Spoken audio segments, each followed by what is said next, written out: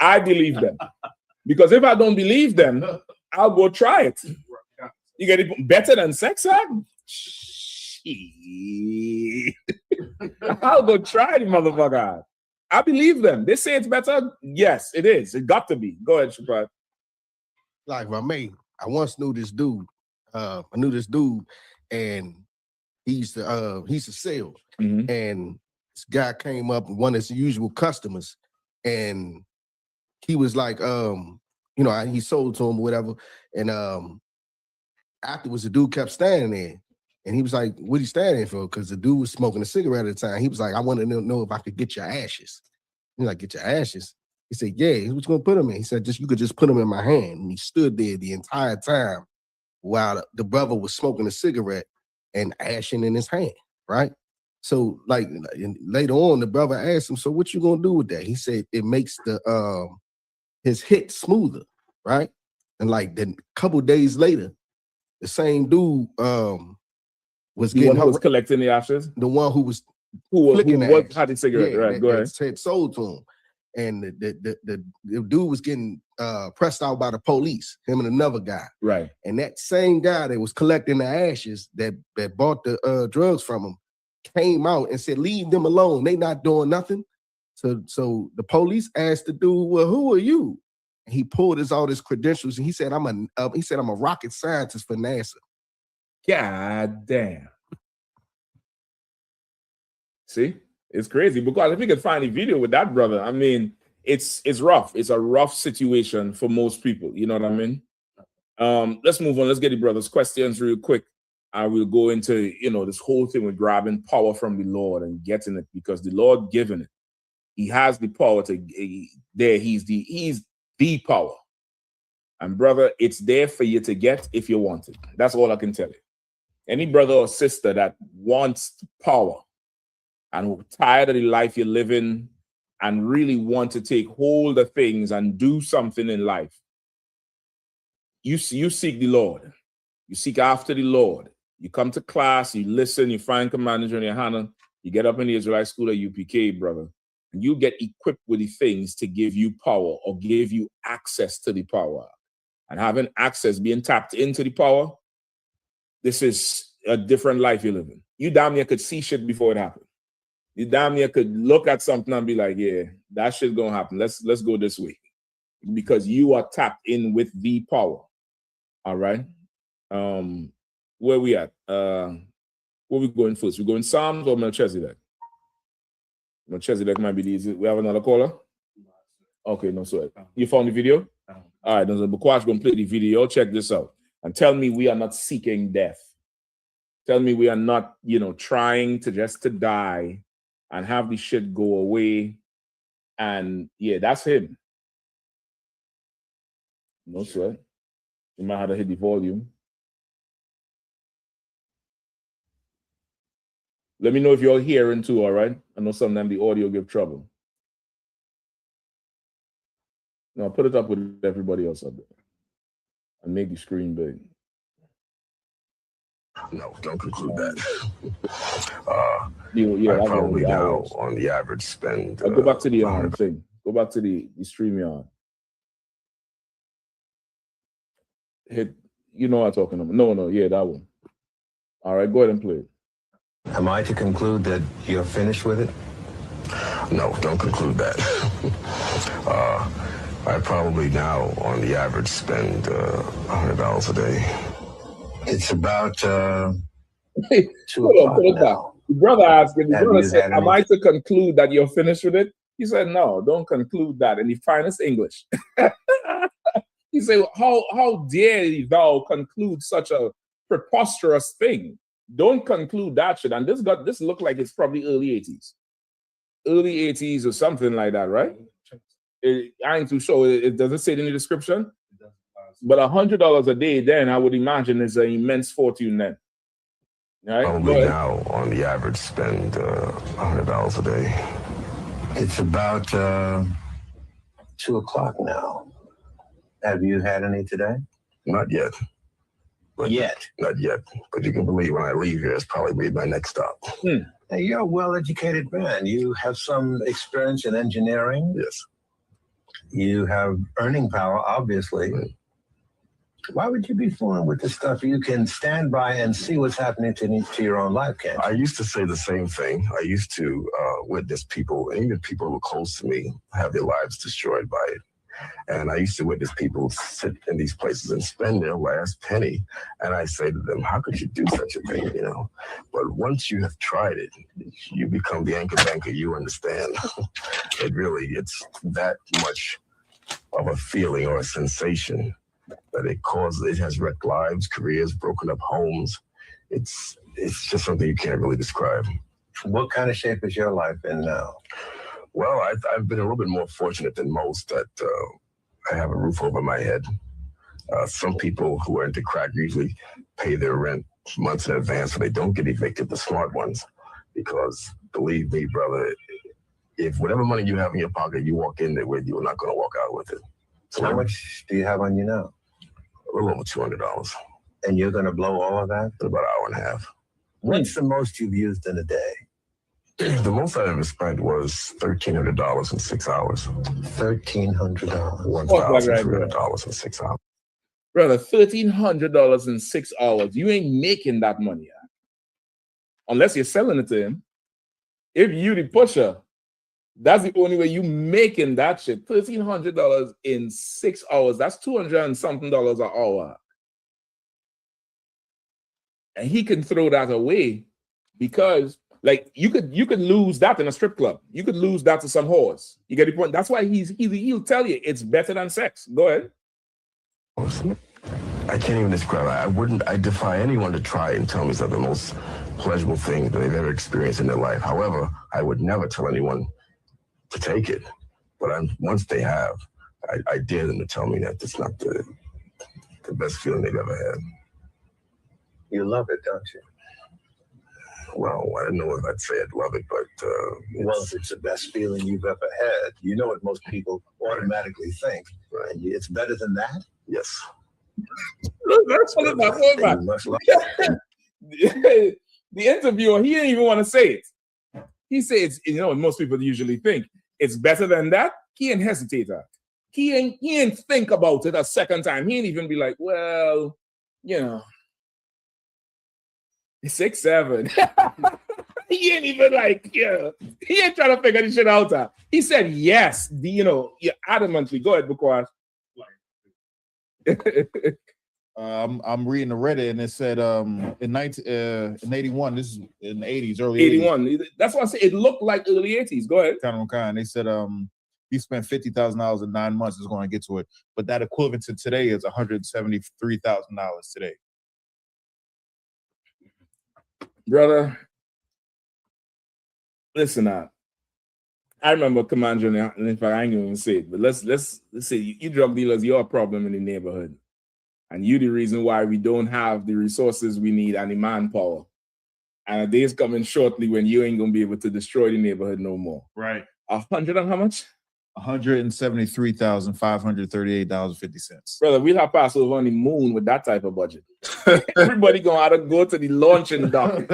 Everybody gotta go to SpaceX, catch a SpaceX to the 5th crater on the dark side of the moon for Passover with that budget. Go ahead. Not me. Just looking at him, that's we used to call that the butter face right there. Like when your mouth is real tight, you get like like class, man, in DC. Y'all go ahead and clap it up. Oh man, that's a heavy class there that Captain Mashaka is teaching in DC. I know we got classes going on all over the nation, classes going on all over the world. ISUPK Worldwide, Commanding General Yohana's Internet. And that's what we're here to take over. We're here to take over Commanding General Yohana's Internet. Shalom, Yahweh Bashim Eshakathum, to all the brothers. Shalom, Yahweh Shema Alathun, Bashim Yahweh Shah, to all the sisters. I'm Precinct Officer 5000 Malak. I'm here in ISUPK, Kansas City. We are the ISUPK under Commanding General Yohana. Started out at 1 West, 125th Street, Harlem, New York. We are all under Commanding General Yohana, and we are not affiliated with any other organization or religious group or anything. If it's not ISUPK, then it is not the home of the truth. It is not the truth. The truth is not in you, and you should come home to the ISUPK. so you can learn how to avoid the situations that you are going to get into tonight. And we're going to get into those situations and how to avoid them tonight. Tonight's topic is, of course, your oppressor's new year. Our oppressor's new year is the beginning of your end. If you go out tonight and celebrate your oppressor's new year, then you are going to end your life tonight. Now, just remember I said that. All right. I also have here in the back of me, pay your Passover fee. All right. We got General Hyman back there telling you, you better pay that Passover fee. Start paying that Passover fee, $200 a person 17 years or older. Pay that Passover fee, man. Get those Passover fees paid. Get your itinerary booked. Make sure you know the hotel. Make sure you know where we're staying. It's going to be held at the B&H Ranch, April 4th, 2026. That's in 4 more months. So if you have not already begun your itinerary, booking your rooms, paying your Passover fee, then you are behind. I would begin tonight.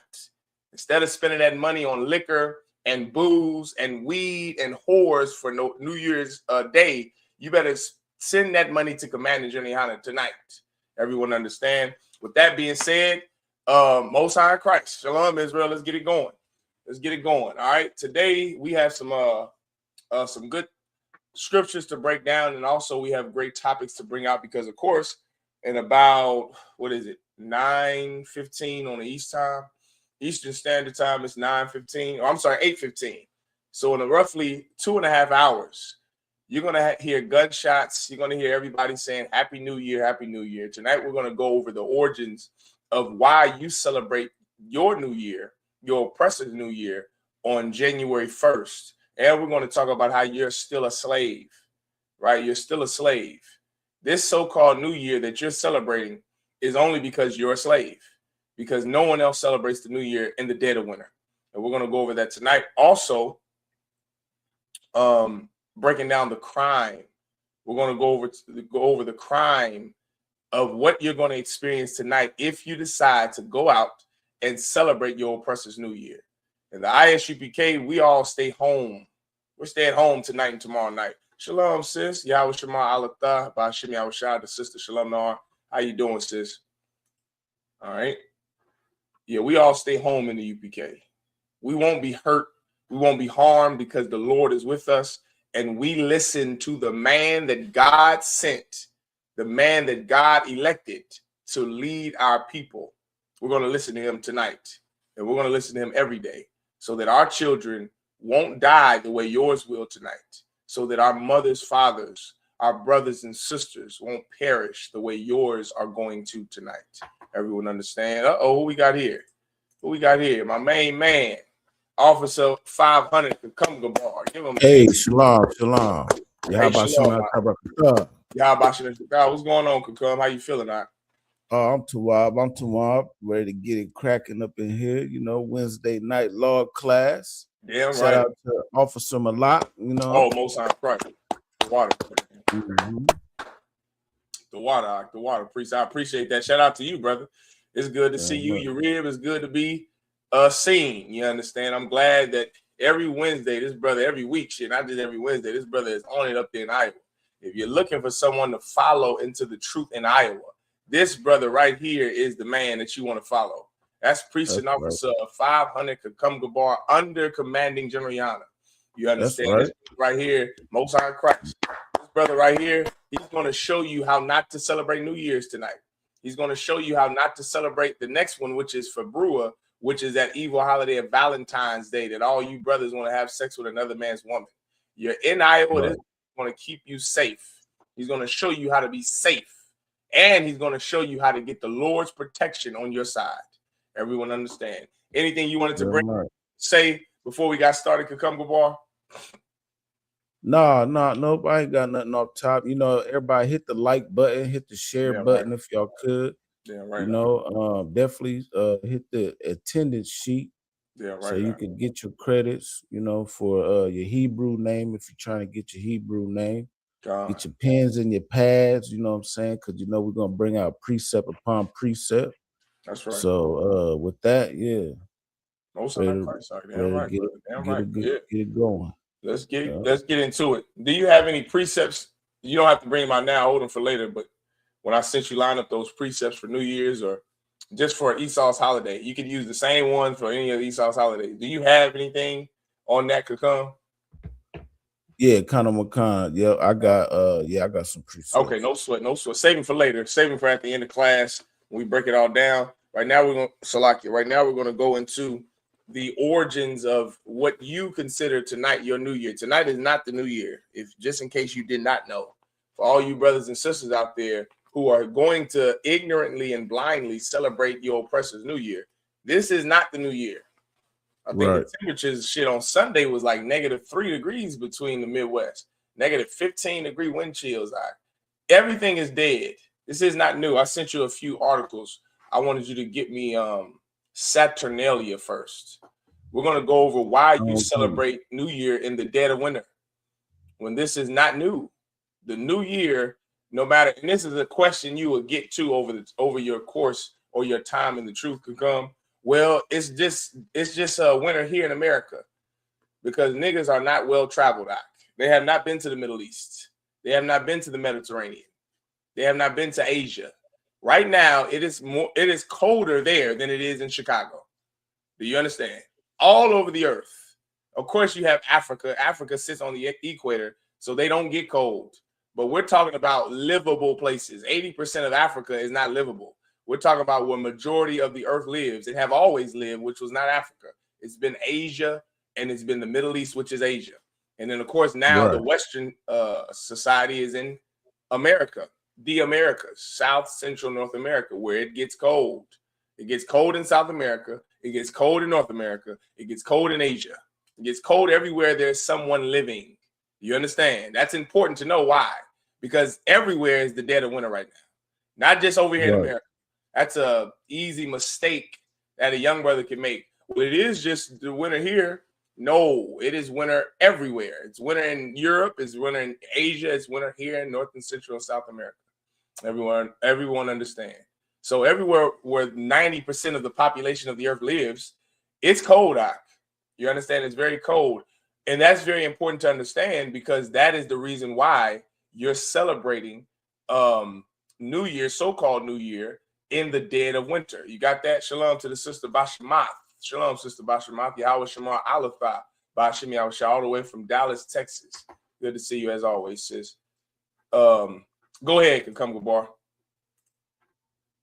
No, I didn't have nothing to say. No, I'm saying the article you got. Oh, okay. Khan. Yes, this is from Encyclopedia Britannica, and this is Saturnalia, which is a Roman festival. And Saturnalia, the most popular of Roman festivals dedicated to the Roman god Saturn. The festival's influence continues to be felt throughout the Western world. And if I if I make it come, so what is Saturnalia is Roman pagan worship. It is the worship around the winter time. It's a festival of the winter, right? The oppressor, and this is another thing that you want to understand. Because your oppressor and because heathens aren't God's chosen people, the one true living God, because they aren't God's chosen people, they're going to worship whatever they can. They're going to worship whatever they want, whatever they can, whatever gives off energy, power, animals, anything. Remember, the Egyptians worshipped everything. The Egyptians made everything a god. The scarab beetle, the dog, that old African wild dog you see in zoos everywhere, that is a god to the Egyptians. The moon, the sun, the wind, the earth, the water. You understand? Everything when you're ignorant is a god because you aren't God's chosen people and you don't have the intellect or wisdom or sentientness to not worship the sun. So because of that, heathens make everything a party, everything a god. Winter or the winter time was a god to the Romans. It's called Saturnalia, is what the brother's reading. And so they had a festival. Now, this festival lasted, I believe it's going to tell you 17 days. So this isn't just New Year's, so-called New Year's now. It started in December. Imagine a huge, big party that starts and ends weeks apart. Just like the Feast of First Fruits is a huge party, I think, for 50 days. Then you got what's another long one? 8 days is pretty long, right? But you got a huge party. We got high holy days, and all of them means getting time off of your slave. It's a party, it's a feast, right? So your heathen, your oppressor, he makes everything a god, and he makes everything out to be. He uses anything as an excuse to fulfill his lust. That's what you want to remember about the Romans, the Greeks, the Africans, the Arabs, and the Chinese, the Asians. They will use anything as an excuse to get high, to have sex with little girls and little boys, and to just fulfill their lust, to eat in excess. Everything wasn't even about sex. It was just about excess. This feast you're about to read about, they had this feast of Saturnalia, this party. They would eat so much where their bellies would be full, and they would vomit and then eat more, and then vomit and eat more. And it would be days of just them eating and vomiting.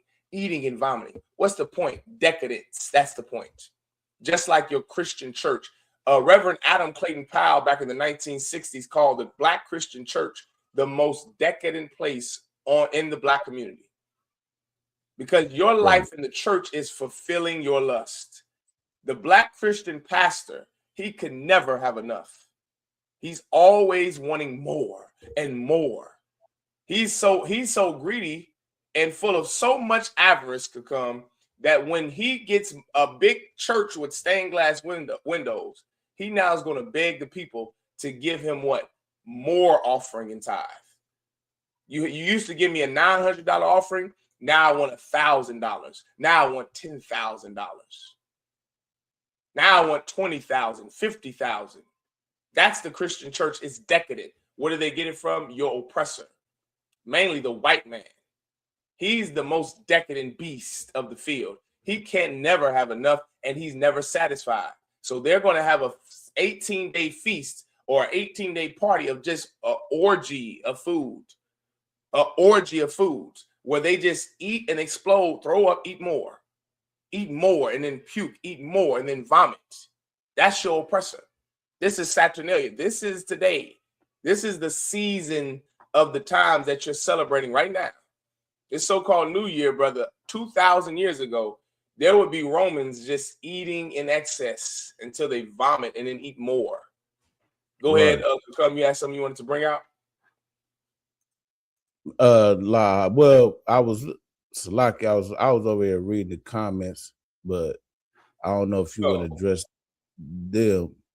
This digital soldier talking about Ethiopians and Nubians were the ones that were dark skinned, and if the Israelites were black, then Jeremiah would have said, "Can an Israelite change his skin?" But guess what? In the this is off subject, of course, but if we go to the I don't know if he's an Old Testament only, but in the book of Acts, chapter 13, if I could, it says that now there were in the church that was at Antioch certain prophets and teachers as Barnabas and Simeon that was called Niger. Mm-hmm. You understand? And what does that mean? That means black. Yeah, right. So, whatever he's talking about, of course, he's definitely unlearned. Yeah, and a lot of these are just white men and purple faggots trolls. About 99% of them. You have some sincere, genuine, authentic ones here and there, but most of these people in these comments, and that's the internet. If I could come, that's the entire internet. For the life of me, and you're older than me, so you know this. Right. Brother, I don't know what switched between reality and virtual reality. Like, I don't know what year it was, but brother, it is a push. I know it's from our oppressor in the CIA and the oppressor's government in America. Brother, I don't know what it is, what year it was, but it was a push. What would you say? Excuse me, 2012, 2015. Everything went digital. Everything, to the point now you can't even pay a bill if you don't have a computer or access to the internet. You can't go up there and physically pay bills. Even in small towns now, everything is digital. Everything. Mm-hmm. The oppressor's military. That's why their recruitment numbers are dropping. No one's joining the oppressor's military anymore because the oppressor doesn't want people to join his military. That's why he created the Space Force. Everything is going electronic and digital. Everything is artificial intelligence. We went from reality to virtual reality. That's why shopping businesses, they are losing revenue. Every year it drops. Every year it goes down. Why? Because online business booms. No one goes into stores anymore, buys anything. Why buys anything anymore? Why am I bringing that up? Because everything in virtual reality is fake. That's why it's virtual. The people you see on social media aren't real. You know those people you see on social media you follow and you think they live the life they live? These old black couples with these farms. Black people don't own farms. You understand? I hate to break your heart, but black people don't own ranches and farms. So when you see black people, a family of black people on land, that's not their land. They're there taking pictures and videos to make you believe they own that land. You understand? Those people you see who own these houses, the people you see on social media that own these big houses, you're like, man, I got to get my life together so I can own a house like that. Mainly your rappers and entertainers. They're all broke. You understand? Right. All of them are broke. Every last one of them. How do I know? Because they're still working. People who don't need a job won't work. If rich people don't work, do I have to break that down? Do you think Jeff Bezos clocks in? Do you think, give me some more, Bill Gates clocks in? Warren Buffett, do you think he clocks in? People that work need the money. Oprah needs the money. LeBron, why do you think people like, man, LeBron James is still playing basketball? Because he needs to make money. You're a slave, and that's what we're going to, this ties in. I'm glad you brought this up because this ties into tonight's topic. I'm going into that. Slave, what was life like as a slave on New Year's? You're going to cook black-eyed peas and collard greens. You never learned from the past. Like I had a conversation with a young man earlier today, and I had to break it down to him. Like our people struggle with learning the lessons from the past.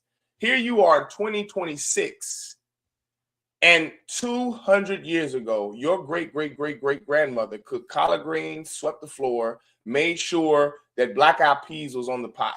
You're doing the same thing, and you're supposed to be more educated, have access to more resources, and you're supposed to be equal. You're supposed to have civil rights now, affirmative action now.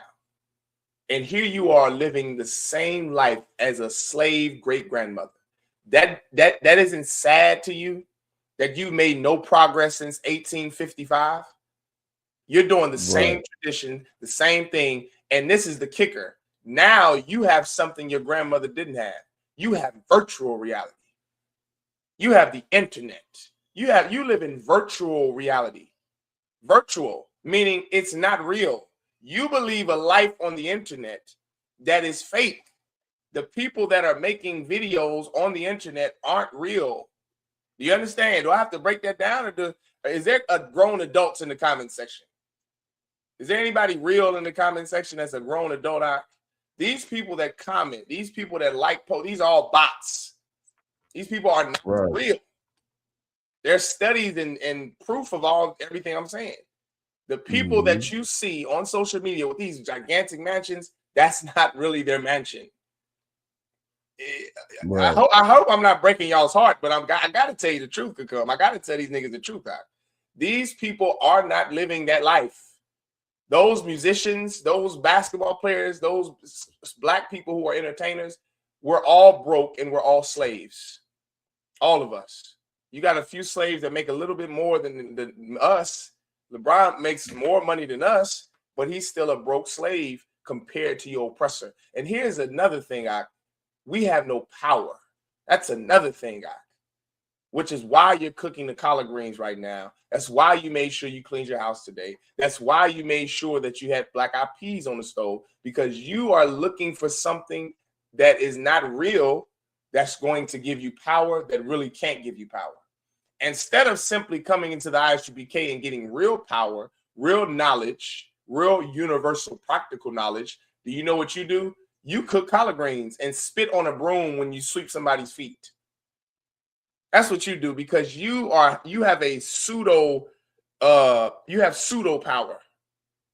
Your power Right. is not real. Your power comes from spitting on a broom when you sweep somebody's feet to make you feel like, yeah, I'm controlling whether or not my son goes to jail. You know, that's what that's old Judite superstition. You got to spit on the broom because if you sweep somebody's feet, then somebody in your family is going to jail. Could come. I don't know if black people know this or not, but you are #1 in jail. I don't know how many of us got our sweet feet swept, but I know that your black ass is in prison. Not because of people sweeping your feet, but because you have no power in this place. And I'm here tonight to give black people something that they have never had, and that's real power. Real power comes from a real God, not that old superstitious garbage that you believe since the 1800s when you were living in a one-room shotgun shack on a plantation in Louisiana and Mississippi. Here you are supposed to have education, supposed to have rights, supposed to be more intelligent than the previous generations, and you still do the same thing. You still make the same mistakes. The internet isn't real. This life that you live on the internet is fake. It's not real. You don't have real skills, you don't have real money, and you don't have real power. This virtual reality is to entice your desire to live vicariously through someone you think has what you don't. It's the Hegelian dialectic. It's the synthesis, the antithesis, and the what's the other part of it? What's the third part of the Hegelian dialectic, guy? Anybody know in the comment section? Jog my memory, Baba Bashar. I know sis probably knows. She's hey, both y'all college graduates. Ain't both of y'all synthesis, and I said it right. The synthesis, antithesis, and the thesis. That's what your life is caught in that triangle. A string, you're a puppet pulled by the strings of a puppet master that lives with more power than you, who controls your life. His name is the white man, Esau, and he's controlling all of you. All of you. This is nothing but a damn rerun. That's what this is. And you're living in it. And instead of waking the hell up like we have under Commander Juniana, you willingly participate. At one time, you had to be forced to live like this. At one time, your forefathers were slaves. They had to be forced to believe what you believe. Now you willingly believe it. Now you willingly believe it. And you have access to the internet, full of knowledge, full of knowledge and understanding on this internet app. You got Britannica on the internet. I'm old enough to come to remember when you had to buy the Britannica set. That was like $500 that you could never afford. There was a set of books that these kids will never understand. My kids do because we get the real books. I don't like that whole spending every day on a tablet. Monday through Friday, my children are not allowed to spend any time on a tablet or look at an electronic device. They have to read and take notes and do studying and mathematics and goddamn the way things are supposed to be. You're looking at a phone and you're still dumb. You can't read on your grade level. They say that the national average for children's literacy is 4th grade reading level. They say that the national average for children is a kindergarten reading level. They say that the national average for adults in America is a 4th grade reading level. They say the average American can't read a research paper.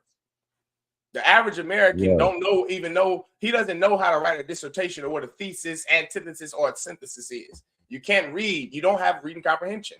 Why? Because of this thing here. This is a device used, electronics and internet is a device used for you to be dumber. You don't have to use it for that reason. You could use it to be smarter, but that's not what you use it for. You use it to distract you from reality because your reality is so depressing. If you didn't have the internet and marijuana, you would kill yourself. That's the truth about your life. If you didn't have alcoholism because of all the molestation you suffered as a little girl, a little boy, because of all the trauma you've endured since 7 years old, if you didn't have virtual reality, you would put a gun in your mouth and a noose around your neck. What I'm here to do under Commander Juniana is I'm here to give you power. I'm here to give you real biblical power and skills that you can take in any lifetime, in any place, universally. I'm here to give you practical knowledge. And that's what you need in the last days. You need real life practical knowledge. Then you wouldn't celebrate so-called New Year's. You would be looking at this Britannica set on the internet. Oh, you got the scripture up. I thought you said Britannica. Oh, you would be looking yeah, at here we go. You will be looking at a Britannica set that shows you Saturnalia, the feast of orgies. And this is why they celebrated this feast, because it was winter. Do you understand? Simply because the earth is tilted on its axis away from the sun. That gave them right to celebrate a damn feast. That's how ignorant your oppressor is. But guess what's more sad than knowing why he does what he does? He's ruling over you. That's what's more sad about your reality, is that you are a people who are smarter than the white man, who are better, who have more morals than the white man, but he's still ruling over you. Do you want to know why? Because you're caught up in a white man's game. You're caught up in virtual reality instead of gaining real knowledge and power and wisdom and understanding. That is our downfall. That's our downfall. Go ahead and read what you got, Kakam. Khan. Yeah, so it says originally Saturnalia is celebrated on December 17th. The Saturnalia was extended first to 3 and eventually to 7 days. The date has been connected with the winter sowing season, which in modern Italy varies from October to January. Remarkably, the Greek Chronia, it was the liveliest festival of the year. All work and business were suspended. Slaves were given temporary freedom to say, and moral restrictions were eased. You hear that? Moral restrictions were eased. You know what that means, don't you? You can do whatever you felt like doing, Kakam. That's why that's why I say it's the most wonderful time of the year, because Christmas and New Year, it is a time where you can, tonight in the world, I remember being in the world, New Year's, that's when brothers wanted to get some tail from a strange thing. Am I lying, Kakam?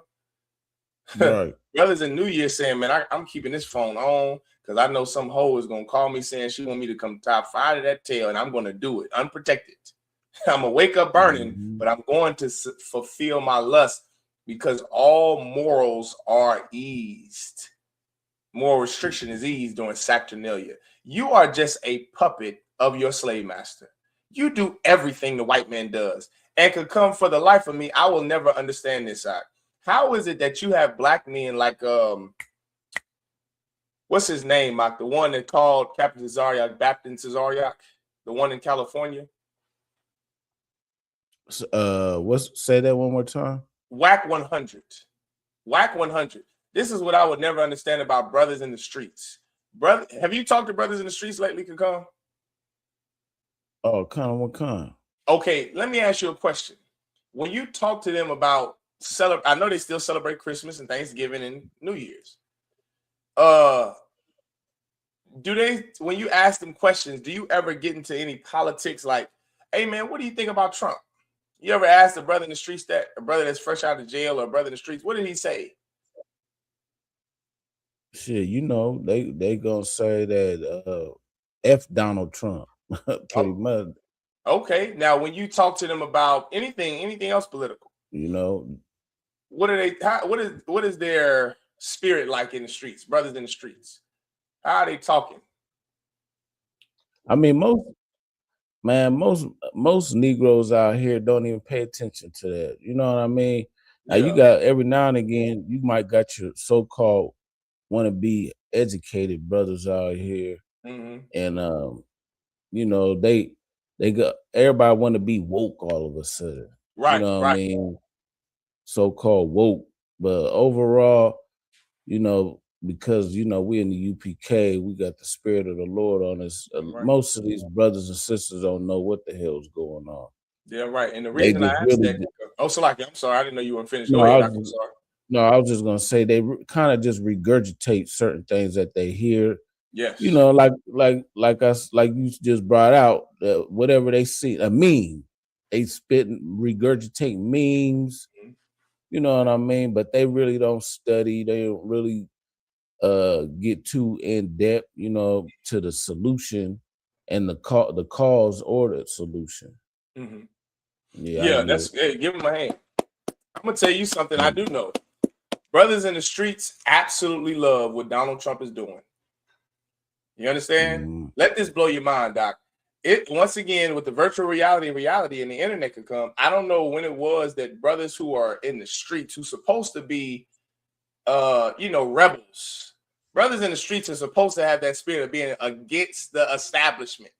That's why you're committing crime. Salakia. You're a nigga in the street. You're selling more dope than Noriega. You're doing all the crime you want because you're bucking the system. You have a spirit of, man, I ain't doing what the white man say. That's what you would think, right? Brother, you should go and interview brothers in the streets on camera. Could come one day. And you got to ask them certain questions. Ask them questions like what Donald Trump is doing with the crime bill or with crime or with ICE. I had a brother tell me here in Kansas City, man, I'm glad he's getting these men. Does this sound familiar? The Mexicans coming over here taking our jobs. These are niggas in the street saying that. They coming over here taking our jobs. Who else believes that? The Ku Klux Klan, aka Donald Trump's cabinet. I remember back in his first presidency, what was Donald Trump doing? It was something, and black people said they were supporting it like hell. Not just the immigration bill. It was something else. And I said, my God. Oh, yes, during Joe Biden. Brother, niggas in Chicago, in the streets of Chicago, just 3 years ago said, we don't want those immigrants, those illegal immigrants coming to Chicago because they're taking our resources. Do you know who else believes that? The Ku Klux Klan believes that in the South. Southern poor racist devils in the South. They believe the same thing. Like you are just a white man now. I don't know how much more plainly I can break it down to him. Come help me out. Like I'm trying to be as nice as I can. But you brothers in the streets, in the church, you think the same. I know you think you're so different. But Black, Latino, and Native Indians who are Christians in the streets, in gangs, you're really just an extension of white supremacy. That's all you are. That's why ICE came to Chicago, snatched up brothers and sisters in Chicago, and the GDs and vice lords did nothing. You know why? Because the GDs and vice lords also hate black people. The Crips and the Bloods also hate black people. The Rolling 60s, the Crips, the Bloods, you give me any more black gangs, BMF, you brothers and sisters hate black people. You know who else hates black people? White people. The Ku Klux Klan. Right. Donald Trump. Donald Trump hates Mexicans. So does the Crips and the Bloods. So does the Rolling 60s. So does the GD and Vice Lord. How do I know? Because they were nowhere to be found when those ICE agents are beating the head of some abuela on the street on pavement. They're nowhere to be found. But if that same abuela comes through the street with a red or a blue shirt or a green shirt or whatever the hell the rival or beef is, she's getting shot. Her grandson will get shot wearing red in a Crip neighborhood. You don't care about black life. You don't care about black people. You know what black people have become? The Ku Klux Klan could come. Black people believe the same thing the Klan believes. You ever hear brothers in the street say, man, I ain't gonna lie, these white women, man, they give you more peace than a black woman. You got to marry these white women. You don't hear brothers in the streets talking about whitetail? Right. You want to know why? Guess who else praises white women and only loves white women and thinks white women are better than black women? Take a wild guess. The Ku Klux Klan, Donald Trump, white supremacist. Like all you are really is just a white supremacist. All you are white. That's all you are. I know you think you're so pro-black or you buck the system, but realistically, you celebrate everything your oppressor celebrates. You love what he loves. You have the same interest as him, and you think the same as him. Really, all you are outside of the truth are white supremacists. That's all you are. That's another thing that black people have to swallow, a black pill that we have to swallow. You have become your own worst enemy. That's what you are. Now, Do you have to stay that way? No, we don't. How do we stop it? How do we wake our people up? You got to come into truth and learn why you shouldn't even celebrate New Year's. And this is another thing could come, if I may, as I'm going on this rant. Salakia, you don't care what the truth or origin of New Year's is. We're going to teach this class until Christ returns. Black people still won't care what the real origins of New Year's is. They won't give a damn about Saturnalia. They won't care about Semiramis. They won't care about Tammuz. They won't care about Nimrod. They won't care about the Christmas tree being pagan. Blacks, Hispanics, and Native Indians, at the heart of it, we don't care about the sin that we commit. Give me a scripture real quick on that point. Give me a scripture real quick. Give me the book of John chapter 3 and verse 19.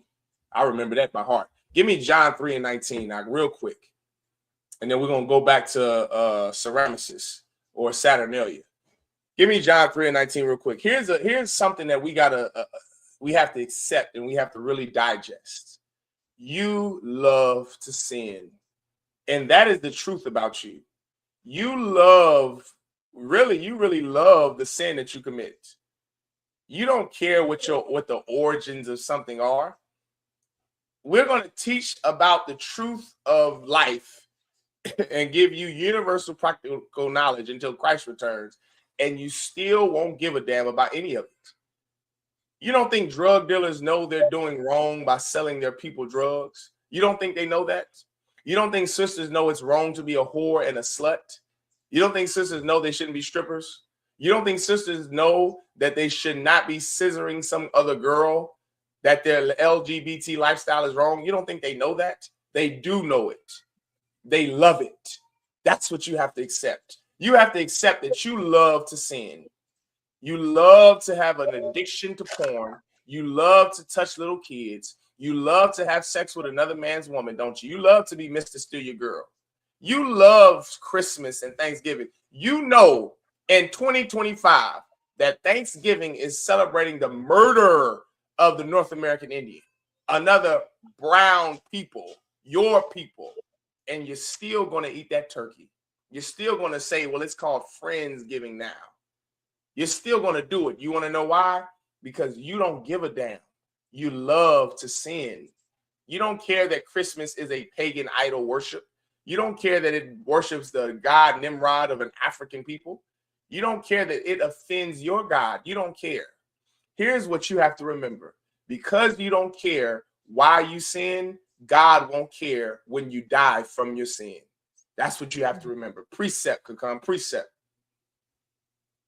Yeah, this is the book of John. No, not John 3:19, not this one. Save that one. I'm asking you, what is the precept to what I just said?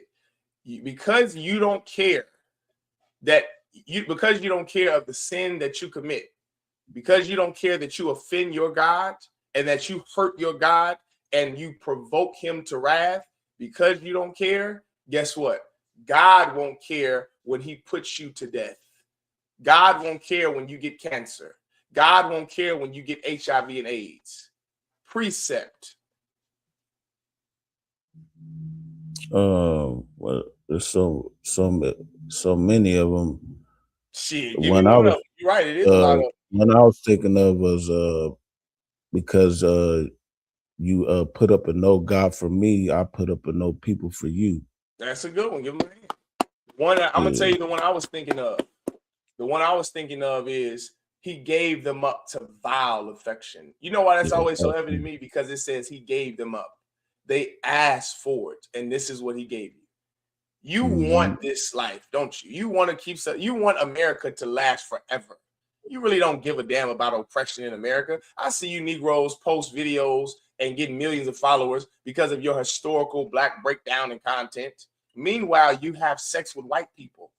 Meanwhile, you celebrate New Year's and Christmas. You clearly don't give a damn about the crime that your oppressor has committed against you. You clearly don't care. How do I know? Because no matter how much knowledge you have, you still commit the same sins. With all this knowledge you have, you still do the same thing. You know Thanksgiving is celebrating the murder of your people. You still celebrate it. You still celebrate. You know Christmas is pagan. You know New Year's is not really the New Year because it's the dead of winter. You're still going to do it. Why? You're still going to get high knowing that drugs killed your people, killed your uncle. Drugs is the reason why you never saw your father or your mother. Drugs is the reason why you were raped and molested. You're going to use drugs. Why? Because you don't care about why or what it does to your people. You don't give a damn. You don't care. You want it. So guess what? God is going to give you up to every vile affection you want and the punishments that come with it. God won't care when you're destroyed, just like you didn't care when you angered him. Go ahead and read the scripture I gave you to pull out. Shalom, sis. Yahweh Shema Tabashim Shah, sister Izarah. Shalom, sis. Shalom to this brother here. Brother, oh, that's the sister Salaki, sister Ronnie Ewing. Shalom, sis. She must be in Iowa up there. Oh, that's your sister, ain't it? Yeah, come with Salaki, I'm sorry. I remember the sister. Give her a hand. That sister love her some damn Hitman Holla. Wasn't it Hitman y'all love? Hitman Holla. Yeah. She don't want to listen to no Murder Mook. They want Hitman Holla. I hear you, sis. I hear you. Well, it's good to see you again, sis. Sis did her thing up there with the chili and the donations and all that. Get that sister Ronnie a hand. Yeah, damn right. Most High in Christ says Shalom. Yahweh Shema Allah Bashim Yahweh Shai. All right, here's another good. How I send you funds. ISUPK Kansas City on Cash App. If you want to send us funds, ISUPK Kansas City on Cash App. Go pay your tithes at isupk.com. Everyone understand? Go ahead. Come Salaki. Yeah, yeah, this is the book of John, chapter 3, verse 19. And this is the condemnation that light is come into the world. And men love darkness rather than light because their deeds were evil. Let me explain something to you, Aki. You don't give a damn because you truly love darkness. I told that to that brother earlier, young man I was talking to earlier. He asked that question. Why is it that we know these things? He asked a heavy question. Now, he asked me, he said, how is it that our people know our error? We know what we're doing wrong. We know that we tried all these other gods, all these other religions. We know that how we live is a sin. We know that. This is what the young man asked me. He said, we know it. He said, we even know because we're Christians, the life that we live. He didn't say we, but he said, we see in the Bible, in the Old Testament, how the Lord punished us there. Why do we do the same thing now to get punished now? I said, brother, that's such a heavy question. I said, I go to John 3:19. You see, this is the part that Christians miss after they misinterpret John 3:16. They miss John 3:19. This is your life, Black Christian. This is your life, Raza. This is your life, Native Indian. You love darkness. That's the truth about you. So we can talk until we're blue in the face about the truth and the origins of New Year's, Christmas, and Thanksgiving and 4th of July. We can tell you how much it's hurting your community that you sell dope and use dope. You're still going to do it because you love it. That's the truth about you. You love to celebrate Christmas. You love to celebrate New Year. You love to hurt your God. You love to offend your God. You love to anger your God with your birthdays, with your Christianity, with your Islam, with your voting. You love to offend him and anger him. So guess what? When punishment comes, God won't care. He's going to turn his head because you love to do what you want to do. So God is going to do what he wants to do. Everyone understand that? Go ahead, Kakunga Bar. Right. You got something you want to say on that, or you can go back to Saturnalia. No, yeah, we're gonna go back to the Britannica. Yeah, so this is reading on, and it says in Encyclopedia Britannica, all work and business were suspended for Saturnalia, that is. Slaves were given temporary freedom to say and do what they liked, and certain moral restrictions were eased. The streets were infected with the Mardi Gras madness. A mock king was chosen, inside parentheses, Saturnalicus. Yeah, Saturnalicus princeps. Mm-hmm. The seasonal greeting, Io Saturnalia, was heard everywhere. The closing days of Saturnalia were known as Sigillaria.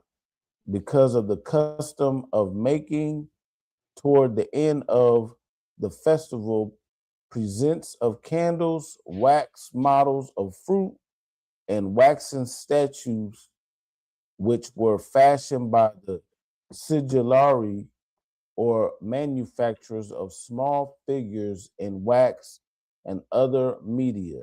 What you want to remember is this holiday season, it is a culmination of Saturnalia, Nimrod or Tammuz, Nimrod/Tammuz, what's the Ceramicus, and just a bunch of pagan gods and goddess worship.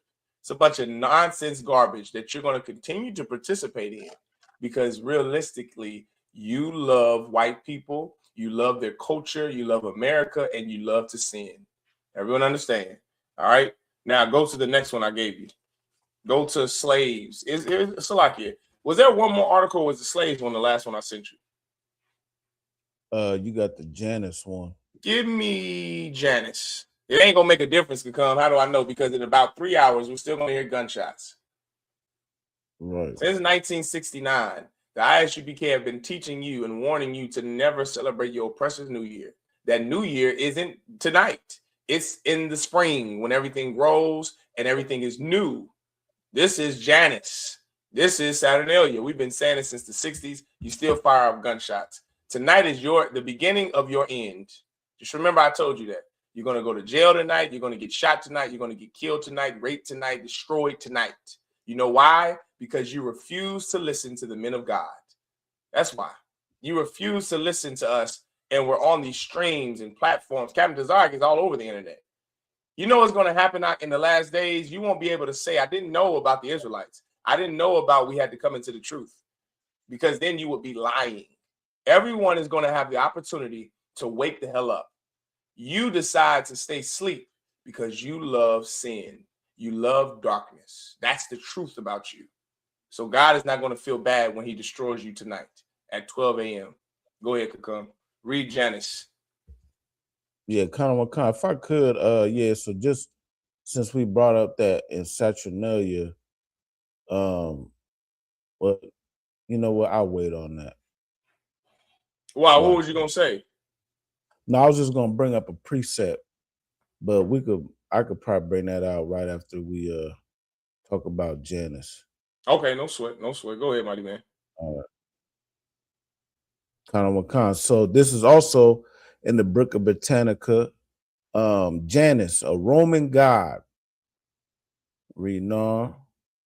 And as you see, this is the image that they got right there. So like, Janus is hold on. Let me pull it up. Go ahead, Kakam. Janus is a Roman religion, the animistic spirit of doorways, an archway, Janai. Janus and the nymph Camasine were the parents of Tiberinus, whose death in or by the river Albula caused it to be renamed the Tiber. So listen, Janus is a mythological, and this is also something that's important for you to understand. Whenever history teaches you about important white gods or white beliefs or, saints and all that, they are not real. Myth means they're made up, like Romulus and Remus. All it is like virtual reality could come. So for some reason, like the white man loves living in virtual reality. He does not like reality. He doesn't like living in reality. For some reason, he wants to make up stuff. Everything the white man believes is made the hell up. Everything. From his gods to his origin story. Right. The origin of the Romans, or the white man Greeks and Romans, were two wolves being born and raised by a woman. Romulus and Remus were supposed to be two wolves. This is the origin of who you today would call the Italians. Do you understand?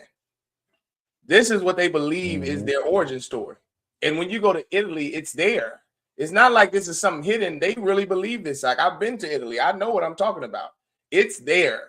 They believe this. Yeah, Romulus and Remus are antecedents.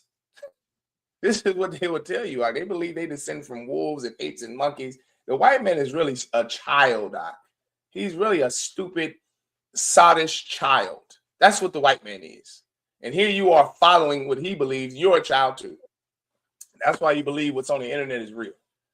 You believe it's all real. My Lord, if you could just go back in the hands, rewind the hands of time could come. If I could just go back and wisen up when I was like 16, 15, Jesus Christ, believe in everything you see like a child does. The white man is a child, Doc. He's a spoiled child, and you're soon behind him. You're a sottish child too. Just a spoiled, ignorant, dummy child that believes that you descend from two wolves. Here you are celebrating a holiday based in vanity. It's all vain. All of this is vain. All of it is vain. The money that you're striving for, you're going to kill and steal and lie and cheat to try to be the next P. Diddy, to try to be the next LeBron James, to try to be the next, so you can get all this money just for you to have nothing. You're going to pray to God that you win the lottery, to win the lottery and then go broke. It's all vanity. The only thing that is real substance is your adherence to the laws of God. That's it. Brotherhood is substance. It's something you can base your life. What are you going to devote your life to? Janus? Some God that is not real? That's what you're going to pop fireworks for tonight? What are you cooking collard greens and black-eyed peas for tonight? For Janus? For vain? For nothing? You're doing it for nothing. That's your life. It's the Hegelian dialectic. That's your life. It's caught in that triangle. It's the synthesis, the thesis, the antithesis, or the antithesis. It's just that triangle. You're working hard to, brother, you know, they pushed the retirement day back to 67, age to 67. It used to be 63, then it was 65, now it's 67. By the time it's time for my generation to retire, the 90s, the baby's generation to retire, it's going to be 77. And then you're going to die before you retire, which is the point. And it hurts my head to think about this. But what are you going to do? You're going to still work. You're going to work. Do you understand? It's like this. This is the same. This is how silly it is. The Black Friday sales. You remember how Black Friday was back in the day could come when you would actually have to stand in that long ass line at 2 o'clock in the morning until 7. You would be standing there just to do what? Go in the store, break everybody's nose with your uncles and your daddy, just to get these TVs, to go to the front and buy it. Do you understand that? You know how silly it is to live a life where, like, we're really sottish children. You're really childish. You're going to go wait 8 hours to bust into the doors of a sale during holiday time, just so you can break everybody's nose, hurt everybody, be violent against everybody, get your nose busted, toes broke, to get this TV that's going to be $30 less than it normally is, to go and buy the TV. You did all that to buy it, not to just take the shit home. You see where your mind is? This is why it's so easy for your oppressor to control you, because you don't have the spirit of someone who wants revolution, which is real change. You have the spirit of a slave. You live like a slave. You think like a slave. Real revolution is knowing the truth and living according to the truth. You're living in a rat race. You're living in a cycle. I got to get this job, work for 80 years just to get 401ks and all that, just for money that isn't really money. You see how silly we follow our oppressor blindly, ignorantly, foolishly, instead of just coming into the. Now, you mean to tell me that this life you're living under your oppressor is better than the life you would live under Commander Juliana? I beg to differ. I think you would all do better under Commander Juliana, including you white people and heathens. All of you would do better with Commander Juliana ruling over you. You should just let him rule over you and let the ISUBK rule, because it wouldn't be a rat race. It wouldn't be you working for money that's worthless. Did you know that? Did you know that gold went down on the gold standard on the stock market? Silver, for the first time in years, is worth more than gold. You see the trends that I'm seeing come? Are you picking up what I'm laying down, Kakum Gabar? Kind of what come. You want a stake in something that's not going to be here. Your life is just vain. Your life is vain. It's hard for you to swallow that, which is why we had so many of those trolls just leave from watching this class, but it's the truth. Your life is rooted in vanity. You gotta every December 25th, you gotta go work all year. Teach your children that Santa Claus is gonna bring you something nice if you're good, if you do well in school, just to work this hard to go and spend your last dollar for these gifts, just for you to be broke the next month and can't pay your rent. Then you're gonna go December 31st every year, and you're gonna shoot off bullets in the air to celebrate a new year, a new beginning. But you get fatter the next year, dumber the next year, broker the next year. And you're not new. It's not a new beginning. It's the dead of winter and cold as hell outside. Your life is just vain. And I don't know how else to put it to you. I'm trying to be as nice as I can come. I don't know how to put it to our people that your life is vain. The things that you want in life are vain. Your life is vain. You're 40 and 50 and you've accomplished nothing with your life because you have made it a thing to live for white acceptance. That's what you've done. You wasted your youth trying to please the white man, voting. Mm-hmm. You wasted your youth doing what your oppressor wanted you to do instead of in your youth establishing a foundation built on the truth, built in the Bible, built on the laws of God, built in real substance. Your life is just based in vanity. That's why you're so depressed right now. That's why if it wasn't for weed and alcohol and whores and lascivious behavior, you would put a gun in your mouth. If it wasn't for those drugs, you would put a gun in your mouth. That's the truth. And yeah, this was so heavy. The drugs are going to kill you. You're going to overdose on those because you need those in excess because you know your life is miserable because you have lived a life that is wasted. You just wasted away. That's all you are, just another number for Jeff Bezos to make $1 trillion. Here you are living in a land that's so rich and you get crumbs and nobody is doing anything about it. What are we living in the goddamn Twilight Zone could come? Is the ISUBK the only ones who want real change? Are we the only ones? We must be the only ones who want real change. The French had enough gall to at least overthrow their government. The Ottoman Empire had enough gall. The Prussian Empire had enough gall to overthrow their government.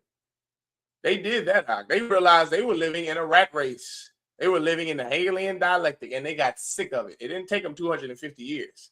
You understand? It didn't take them 350 years. It damn sure didn't take them 2,000 years to get their act together like Blacks, Hispanics, and Native Indians. They said, you know what? Enough. Brother, do you know that, what's his name, that assassinated John Wilkes Booth?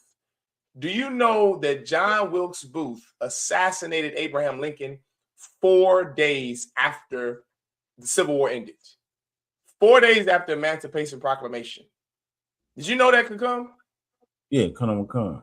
John Wilkes Booth assassinated Abraham Lincoln 4 days after he got word that the slaves were free. What does that tell you? That pretty much he don't like niggas. Salaki. Yeah, it tells you. I could have told you that before he assassinated Lincoln. But what does that also tell you? Remember, this is at the time where there was horse and buggy. He rode a horse to DC. You understand? This wasn't like he had to got to get on the car. It took 4 days because that was the time it took him to travel to go kill Lincoln, which means this. He read the news of the Emancipation Proclamation, and he already made it up in his mind he was going to assassinate the president. Do you understand? Like, he didn't read it, and then 50 years later, his people were mourning and sad, like, man, I didn't want this to happen. And then 50 years later, he killed the president. He read it and said, I'm going to kill that bastard, the president. I'm going to kill Lincoln. And then he rode. It took him 3 days to ride. Then the next day, he had to make sure he was there at the place and time that he was at to assassinate him. Meanwhile, here we are. How long has it been since the Emancipation Proclamation? 50 years? 252 years? 250 years after the Emancipation, or 230 years after the Emancipation Proclamation could come, and we still haven't figured this thing out yet? We're still going to celebrate New Year's tonight could come? Is that what you're telling me? Mm-hmm.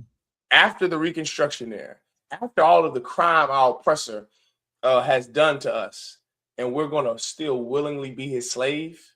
How long is it going to take us to be like John Wilkes Booth and make up our minds and say, damn, you know what? Maybe we should stop doing these. Maybe we should stop celebrating Christmas. Maybe we should stop giving our money to our oppressor. Maybe we should all come together in the truth. Maybe we need to actually put something in our head. Like, how long does that take for us to do? Because, brother, it's been 2,000 years to come. We've been living this curse since the Greeks. Do you understand? It blows my mind to think about it, that a white man, he has the spirit of, I can't ever be conquered. I read the news that I don't like, and I go and storm the Capitol January 6th, 2019, 2020. He stormed the Capitol not even an hour after the election results. Do you understand that? He has a spirit in him that he can't be conquered. Meanwhile, are we homeborn slaves? Do we have a spirit that we just want to be conquered? Is that what it is? Like, how long is it going to take for us to wake up? How long? We've been bringing these things out since 69 could come, and we're still in the rat race. We're still caught up in a rat race. We're still living a vain life full of vanity, full of nothing, things that mean nothing. I mean, maybe I need to do a damn documentary about it or expose or something to get to the bottom of it. But this thing, I just don't understand, Doc. What is it about Blacks, Hispanics, and Native Indians that you just can't revolve? And maybe that'll be an interview question I do this weekend or next weekend. What is it about Blacks, Hispanics, and Native Indians that you're comfortable with oppression? That's the question I want you to ask, Kakam. I want you to ask that question. That's going to be our interview question for next Saturday, right? I'm going to ask Black people, specifically Blacks, Hispanics, and Native Indians, why are you so comfortable with oppression? Because you haven't revolved yet. There hasn't been uproar yet. There hasn't been mass. You know what they did in the 60s, right? They stopped riding the bus. Mm-hmm. They stopped riding the bus. Why is it that you're so comfortable with oppression now? Is it because of virtual reality? Is that why? It's because of the internet? Is it because America has made you comfortable with living as a slave? Or is it because you just never experienced the other side of slavery? Maybe that's what it is. Right. But it's something that we need to study, Kakam. It's something I would like to study. It's something in me that since I've been in the truth, my time in the truth, I've always struggled with the thought of the fact that my people don't have the same spirit as everybody else. Every other racial group, brother, if this were the Arabs, there would be organized revolution.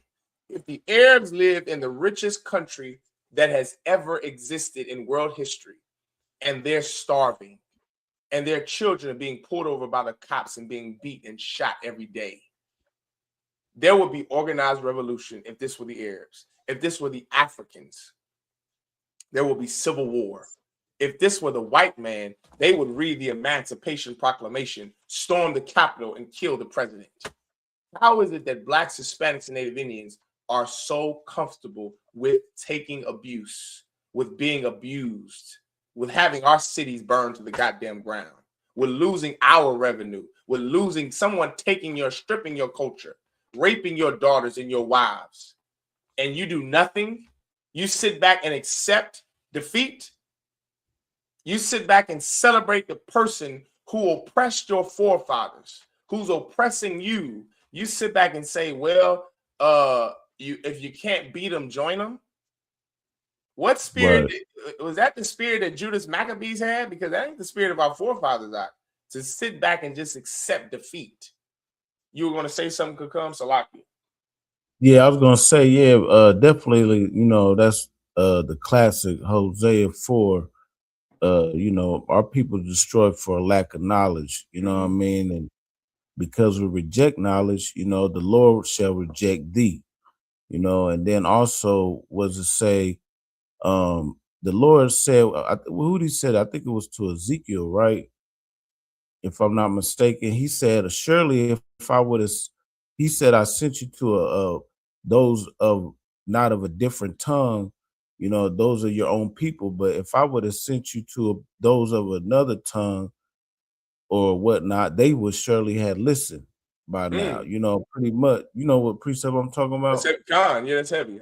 Yeah, and so yeah, like you said, if the Arabs were about the you know, if the Lord was going towards the Arabs or to the Chinese man or to the East Indian man, they would have been there came into this truth.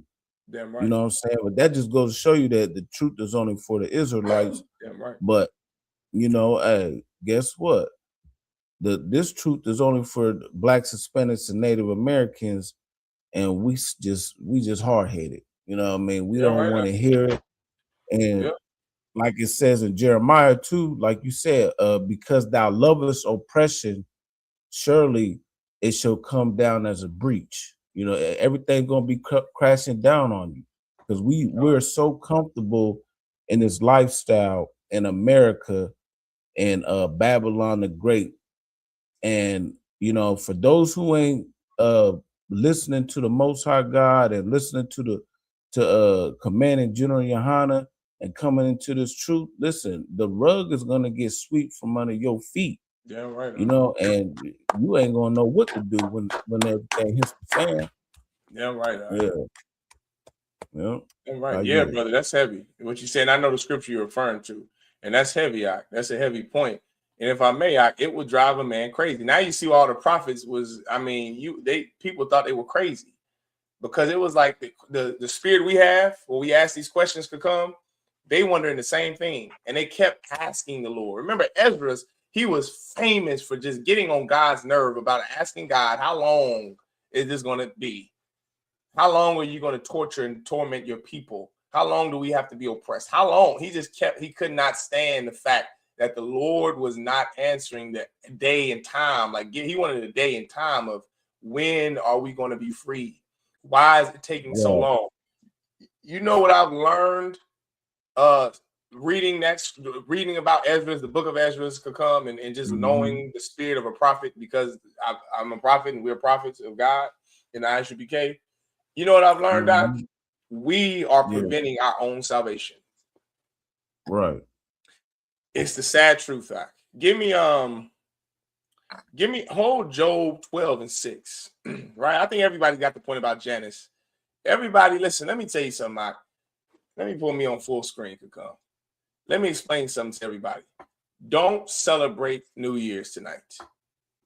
Right? It is not the worship of God. It doesn't come from God. It's not our tradition. It's not our culture. It's not the real New Year. Everything is dead. Janus was a fake, false, vain god of the Greeks, of the Romans.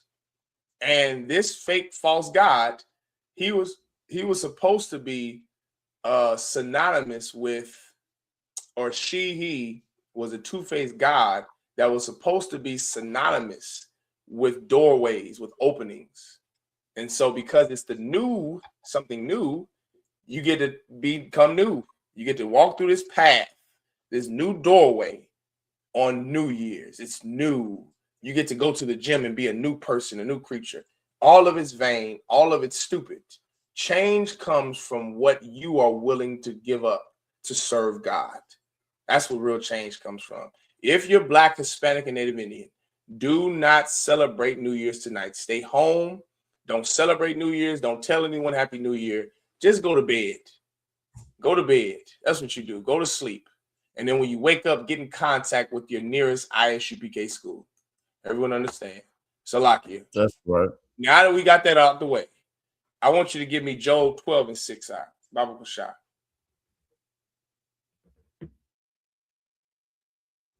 Colonel Makan. Yeah, this is the book of Job, chapter 12, verse 6. It says, the tabernacles of robbers prosper, and they that provoke God are secure, into whose hand God bringeth abundantly. Read that again. The tabernacles of robbers prosper. What are the tabernacles of robbers? Anyone know what the tabernacles of robbers are?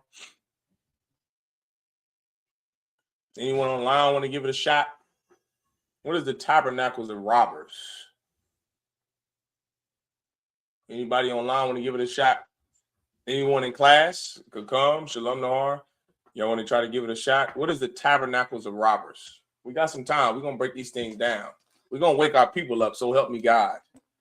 Because, brother, I mean, you will go crazy could come if you had to go another year watching Blacks, Hispanics, and Native Indians make the same mistake. Imagine being Commander General. He's been watching us make the same mistakes for 40 years. I mean, how do you do it? I could understand now why those prophets were going crazy. I can completely understand. They're going bald, they losing their hair, they stressing, because this is a job where we care about our people. And when we see the foolish mistakes of our people for the last 400 years, 2,000 years, 6,000 years, brother, come on now. Right. It's enough to make you want to go crazy, Ak. It's enough to get. That's why we gonna drink. I don't want to hear nobody out in the world asking us why we drink. Nigga, we drink because you're celebrating New Year. That's why I'm gonna have me a drink right now. Ak. When we done with this class, I'm gonna drink. Ak. You understand? Right. Because I'm going crazy. Ak. I'm like, my God, how the hell do you not see what's right in front of your face? You're gonna go crazy because our people just love sin. I don't understand it. How many more black people have to die? I don't get it. Do you want Donald Trump to be this cruel? La raza. Pregunta. Do you love Donald Trump? Do you love what he's doing to your people, to our people? Why are you still Catholic? Why? ¿Cómo? ¿Cómo andas? Why? Why are you still Catholic, seeing that Catholicism and the Mother Mary is not saving abuelita and abuelo from the hands of ICE? So why do you still go to that stupid Catholic church that has raped and molested all of your children? Why? Black people, Native Indians, why do you believe in that silly garbage that you believe in called Christianity and spiritualism for you Native Indians? It's gotten you the reservation. Like, how long are we going to continue to make the same mistakes over and over again? What is it going to take for you to wake up? What is it going to take for you to wake the hell up? Like, come on, man. How long do we have to do this? Because as a prophet of the Lord could come, we're sick and tired. We're tired of the waiting game. The moment that you niggas wake up, Christ is coming back. Do you know that? Do you know that you'll be in charge? For the life of me could come, I have never met a grace of people who reject rulership so goddamn much. That's why the Lord had to say, is Israel a servant? And God had to say, goddamn, why do you love servitude so much? Nigga, do you know that God wants you to rule the planet Earth? God wants you to be Donald Trump. He don't want the white man to be in his office. He wants niggas to rule. He wants niggas to be Alexander the Great. He wants niggas to be Napoleon Bonaparte. He wants spics and squaws and redskins to rule the planet. You want another race of people over you. How do I know? Because you do what they do. You follow them. You don't follow your God. God wants you to be in charge, not the white man, not Donald Trump. Do you not want rulership? That's another good question. Are you writing these down, Salaki? That's another question. Do you want rulership of the planet? Because I guarantee if I ask the Arabs, the white man, the Asians, the Africans, every other race would say, F yes, I want rulership of this planet. I can guarantee you, like, if you ask blacks and Hispanics this question, they're going to say, no, that's too much to ask.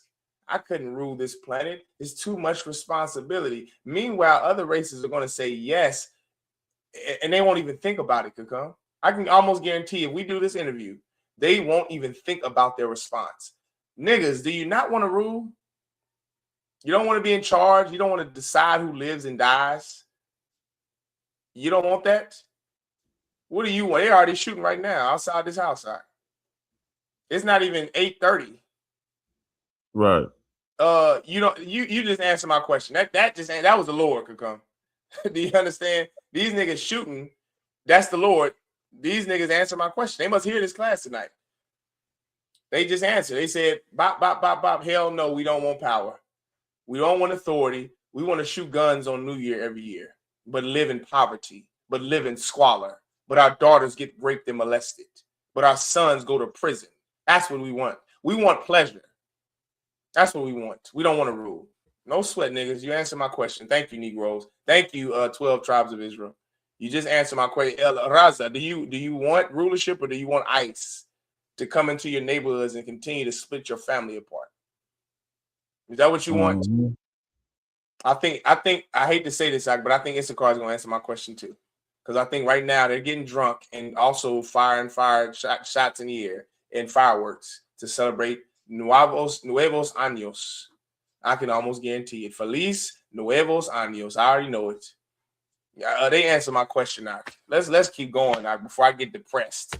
And I got to call the General Mahayman right after this. Before I get depressed can come, let's keep going. Because it is depressing being Black, Hispanic, and Native Indian. Because no one outside the truth wants rulership. All you want is to celebrate New Year's every year. All you want is to give gifts every December 25th. Nigga, if you ruled, you can get gifts every effing day. You're comfortable with oppression and slavery, and it is sickening. It's sickening. And the UPK has been saying this ad nauseum since '69. So let's move on before I get depressed.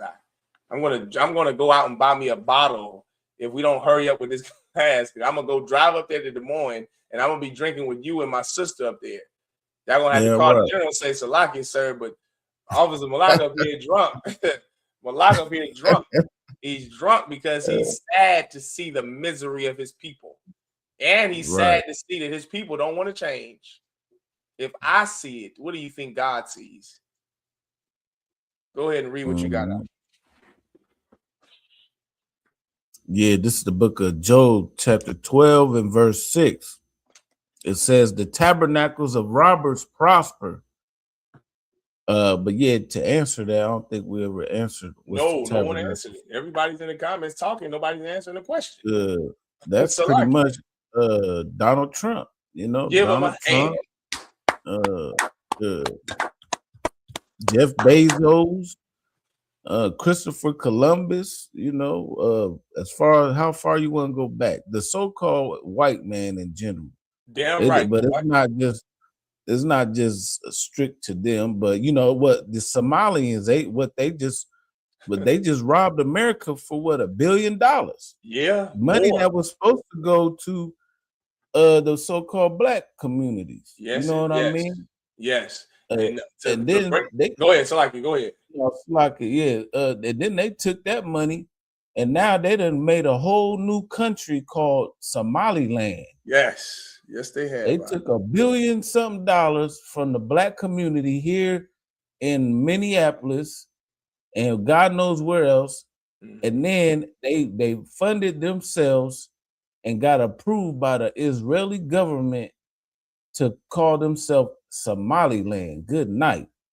Let you do that, Black man, and get you a land called Nigger Land. Right, yeah, right. Guess what? They're gonna blow it up in the same day. Matter of fact, they ain't even gonna allow it to happen. Because why? Let's read again. Because the tabernacles of robbers prosper, and they that provoke God are secure. Yeah, right. Into whose hand God bringeth abundantly. Yeah, brother. If I make a come, you're right. America is the house of robbers. I want to say, before we keep going and breaking this scripture down, I want to say something to this brother here. He said, Shalom, Mike. I'm assuming you're a brother, right? This cat here said, nah, G, God is the only one who should decide who lives and dies. So I have a question for you, King ADG. If God is the only one who should decide who lives and dies, why is it up to a white man named Donald Trump? Why is it his decision about who lives and dies amongst the Mexicans?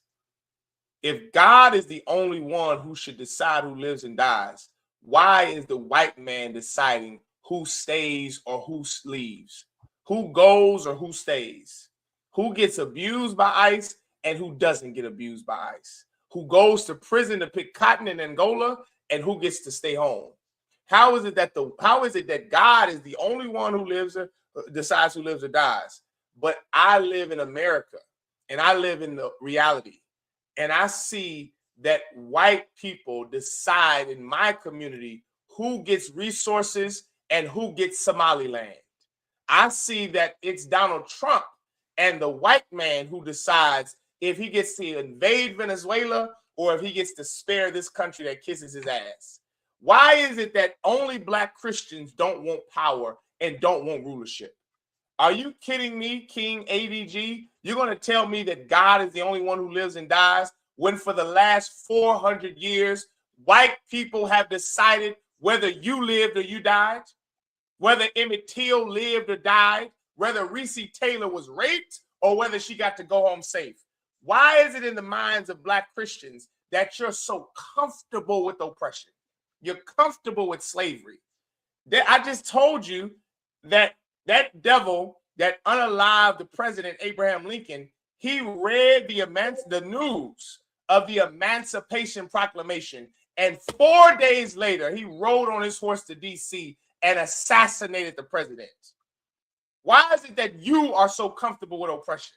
Everybody else wants to control whether someone lives or dies, except for you stinking Black Christians who love Donald Trump and who love oppression. You know why you want God to decide who lives and dies and not niggas? Because you really want white people to stay in power. You want your God to stay in authority, to stay in rulership. That's what you want. You don't want Black people to decide who lives or dies because you want Donald Trump, your God, to decide who lives or dies. Well, I, for one, am sick of it. I, for one, am sick of white people deciding out of my community who gets resources and who gets taken up from amongst us to go get a better education, a better life, more money to be put on the TV screen for the rest of us to follow. I, for one, am sick of it. I don't know about you. Clearly, you don't. You ain't sick of it. You want Donald Trump to decide the lives of La Raza? Do you want Donald Trump to decide the lives of the Venezuelans, the lives of the Negroes, the lives of the South Americans, the lives of the Haitians? You want them to continue to decide our life? We have to, pray to God like some old stinking slaves that no other race of people do? They go and take what they want, and we have to just sit here and just take it. We got to sit here and just, we're just going to pray. We're going to pray about it. Not in the ISUPK. We're not just going to pray about it and sit back and let it happen. That's not what we're going to do. We're going to take action now. That's what we're going to do. We're going to put an end to sin in our community. That's how you get power, brother, King ADG. That's how you get power. In Israel, the whole government is also white European immigrants and do the same to Palestinians like Trump. And I hate both Trump and Israel. You feel me? No, I don't feel you. I don't feel you. Because you said that in Israel, the whole government is also white European immigrants. So let me ask you, just like you said, they do the same to the Palestinians like Trump. Is God deciding the Palestinians' death or life? Or is Benjamin Netanyahu, King ADG? F Trump, F Netanyahu, and every other political mofo out there. But also our politicians are corrupt. Look at Africa. We aren't Africans, but let's take a look at Africa. Let's take a look at the geopolitical state of Africa. Every country in Africa currently is in a current civil war. Did God decide that, King ADG? Did God decide for the Hutsis to fight the Tutsis? Or was it something in the Africans, some mud hut, cow piss drenched, cow dung bathing African? Even he has enough sense to not accept oppression. Even he has enough sense. Even he has enough soul. He has enough gumption to not want to be oppressed. Why do you think the Africans in the Sahel region are ISIS members, but the ones in the North African region are Christians? Why do you think that? You think that's just, that's just by mistake? Is that what you're going to tell me, King ADG?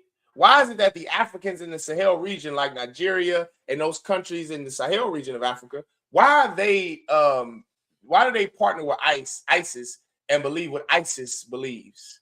Why is it that they are killing other Christian Africans right now in the Sahel region of Africa since the 80s, since the 90s? Muslim Africans have been at war with Christian Africans.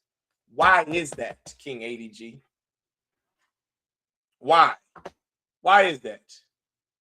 God decided that? Or did some cow piss showering African decide that he's sick of being oppressed by white colonialism? Tell me. Answer. King ADG, I'll wait for your answer. Because, of course, God decides who lives or who dies. Not Donald Trump. Not Benjamin Netanyahu. Oh, this ain't King ADG. What did he say Donald Trump is? Where's King ADG at? That's what I want to know. That's a question to any of you black Christians out there. How is it that we are the only people who have to just say, well, you know, God is going to decide who lives or who dies. God is going to decide, but every other race of people gets to decide your life or your death. You understand? Just like they did Emmett Till. You see, God gave you wisdom. He gave you sentientness, not free will. I see what you said. Like I said, God gave us free will. So yeah, he decided to give us free will because life is a test. That's what's up. And no, G, I am no Christian. You said you are a Christian because that's exactly what Christians have been telling us since 1969. And life is a test. God is testing you. He's giving you free will.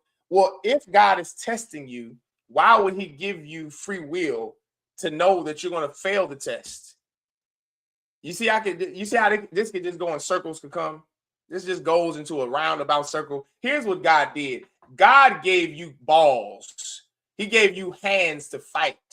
He gave you feet of war, hands of war. That's what he did. He gave you a mind to think. That's what he did. He gave you sentientness. He gave you his laws to follow. That's what God did. He gave you his laws to follow so that you can rule the planet Earth, so that with your just system of his laws, you could one day decide who lives or who dies. Give me the scripture. Give me the precept to prove he's a Muslim. That's come on, which means you're Christian. You're a Muslim, which means you're Christian. Muslims murdered black people. So let me ask you this, if God gave us free will and God is the one who decides who lives or who dies, how is it that the Arab Muslims decided what black people they wanted to keep as slaves to watch over their harems of women and which ones to sell to the Europeans? Did God decide that? Or did some Arab Muslim decide that who follows Muhammad? Some camel jockey who rapes little girls, who's a rapist. Your God is a stone, is a stone. He's a goddamn stone. You follow a rock. You follow a rock, and Muhammad is not a prophet, and he's a child molester and a rapist. That's your God. Read the scripture you got. Give me, shall Israel, Jeremiah just went over this side. Shall Israel not judge the world? Give me that scripture ASAP, quickly, brother. Baba Kushai. Muslims murder black people. Bro, first guy, Bilal, who did Adam was a black guy. I don't know what in the hell you're talking about. I know this. Arabs sold Negroes into slavery. Arabs sold my people into slavery, King ADG. And because Arabs sold my people into slavery, I will never be a stupid Muslim. Fuck Allah. Allah is a faggot and a goddamn rock and a stupid stone, and he's nothing. I serve the one true living God, the only God, the God of Israel. Shema Yasha Allah, Allah Hayya Nawa Yahweh God. Fuck Allah, fuck Islam, fuck Muhammad, and fuck those Arabs who sold us into slavery. God didn't decide for us to go on those Arab slave ships. They did. And you know what I'm going to decide when I gain power under our King Christ, Lord allow? I'm going to decide what Arabs I want to keep and what Arabs I want to sell. That's the power that God is going to give me when Christ returns. If I stop celebrating Christmas and New Year's and stop being Muslim and Christian, I'm going to receive power one day the way the Arabs had power. And I'm going to decide what Muslim Arabs I get to keep, sell, destroy, or kill. I'm going to decide that. That's what I'm going to decide. I'm going to decide what Muslim I want to keep poor and what Muslim country that I want to keep rich. I'm going to decide what Arabs are going to bring me gifts for the Feast of Hanukkah, for the Passover, and the Feast of Unleavened Bread. And I'm going to decide what Arab countries I want to kill, what Arab countries I want to put to death, because I feel like it one day. I'll just wake up one day and say, you know what? All of the Arabs who had a part in our slavery, I want them to be over here. I'm going to make good slaves out of them. These Arabs over here, I just want to put them to death. I want to make a game, a fun game. I want to feed them to alligators. That's what I'm going to. This group of Muslims, I'm going to make fight the other group of Arab Muslims. And guess who's going to decide it? Not God. I'm going to decide it, because I'm going to be the Arab's God, the way you making some Arab your God. I'm going to be the Arab's God when Christ returns, the way you're making the Arab your God. That's what I'm going to do. And God won't decide it. He's going to give me the power to decide it. Read what you got, Kakam.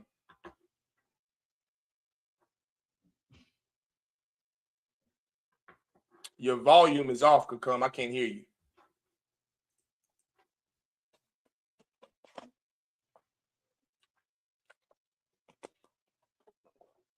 I still can't hear you, Kakam. Can you hear me now? Yes, I hear you now. All right, shalom. Yeah, so this is book of 1 Corinthians chapter 6, verse 3. Well, verse 2. Do ye not know that the saints shall judge the world? Who are the saints? The saints, King ADG, are not no stinking, filthy, camel-driving Arabs. That's not the saints. The saints aren't the white man. The saints aren't the Muslims. The saints aren't the Asians. The saints are Israelites. That's what a saint is in the Bible. Don't you know that the Israelites shall judge the world? Keep reading.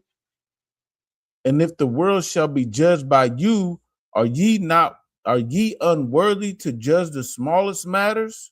Brother, we're going to judge. Do you understand, King ADG? We're going to judge. We're going to judge the Arabs.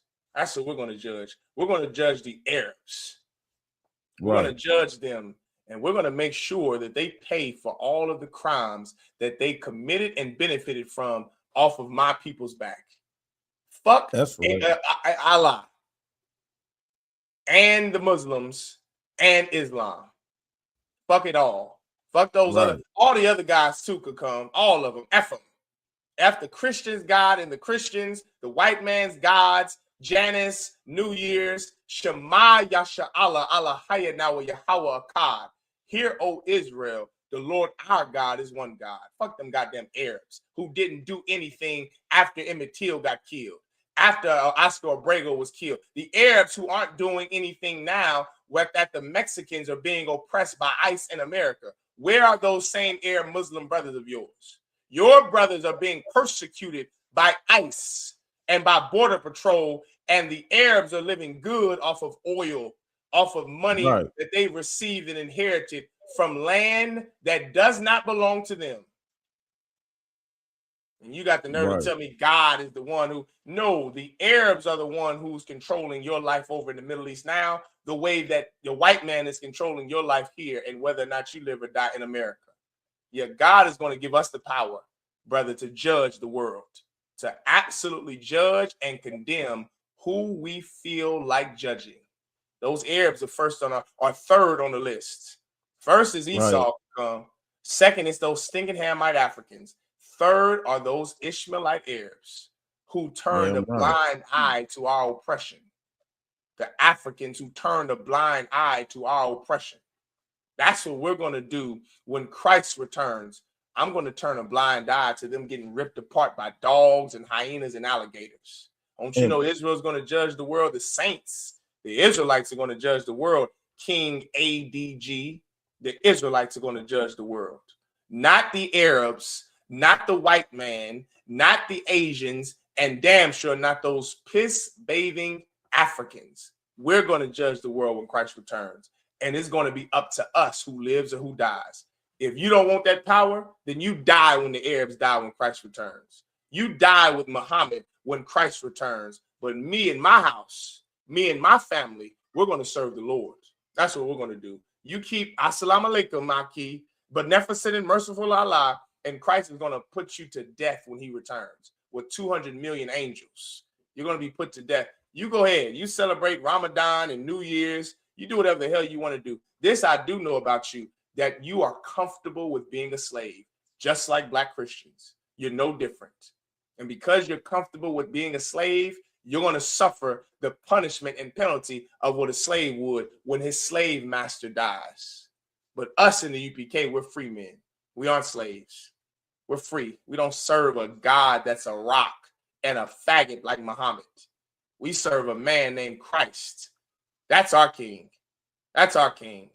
A man that Muhammad's shoe, he couldn't tie Yahweh Shah's sandals.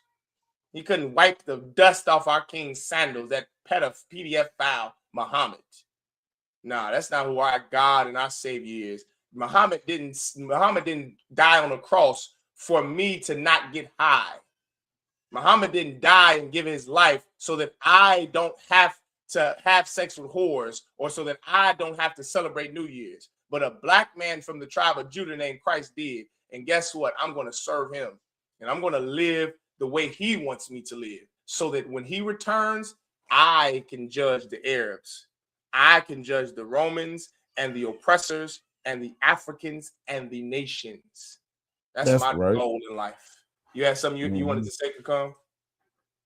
No, yeah, I was gonna say, yeah. Speaking of Arabs, or the Palestine, everybody want to say free Palestine, free Palestine, but where was the Palestinians saying free the niggas? Yeah, you know what I mean? Where was the Africans saying free the niggas? Y'all ain't. They always claim that we African or whatever, but y'all ain't send one ship over here to save nobody. You didn't go to war with the so-called white man, but because you was the one too busy in cahoots selling us with the Arabs during the sub-Saharan slave trade. Yeah, right. You know what I mean? So that's why all of y'all are going in chains. All of y'all are going straight into the field just like we was. And that's the gospel. Yeah, right. In the book, what is it? Isaiah 66, if I'm not mistaken. That's the gospel. The strangers shall plow our fields. That's right. The strangers shall be our vine dressers. That's right. Yeah, that's the good news. That's the good news that you want to talk about, the good tidings. You know what I'm saying? You guys will be in our fields feeding our flocks. Yeah, I pray you understand. Yeah, right.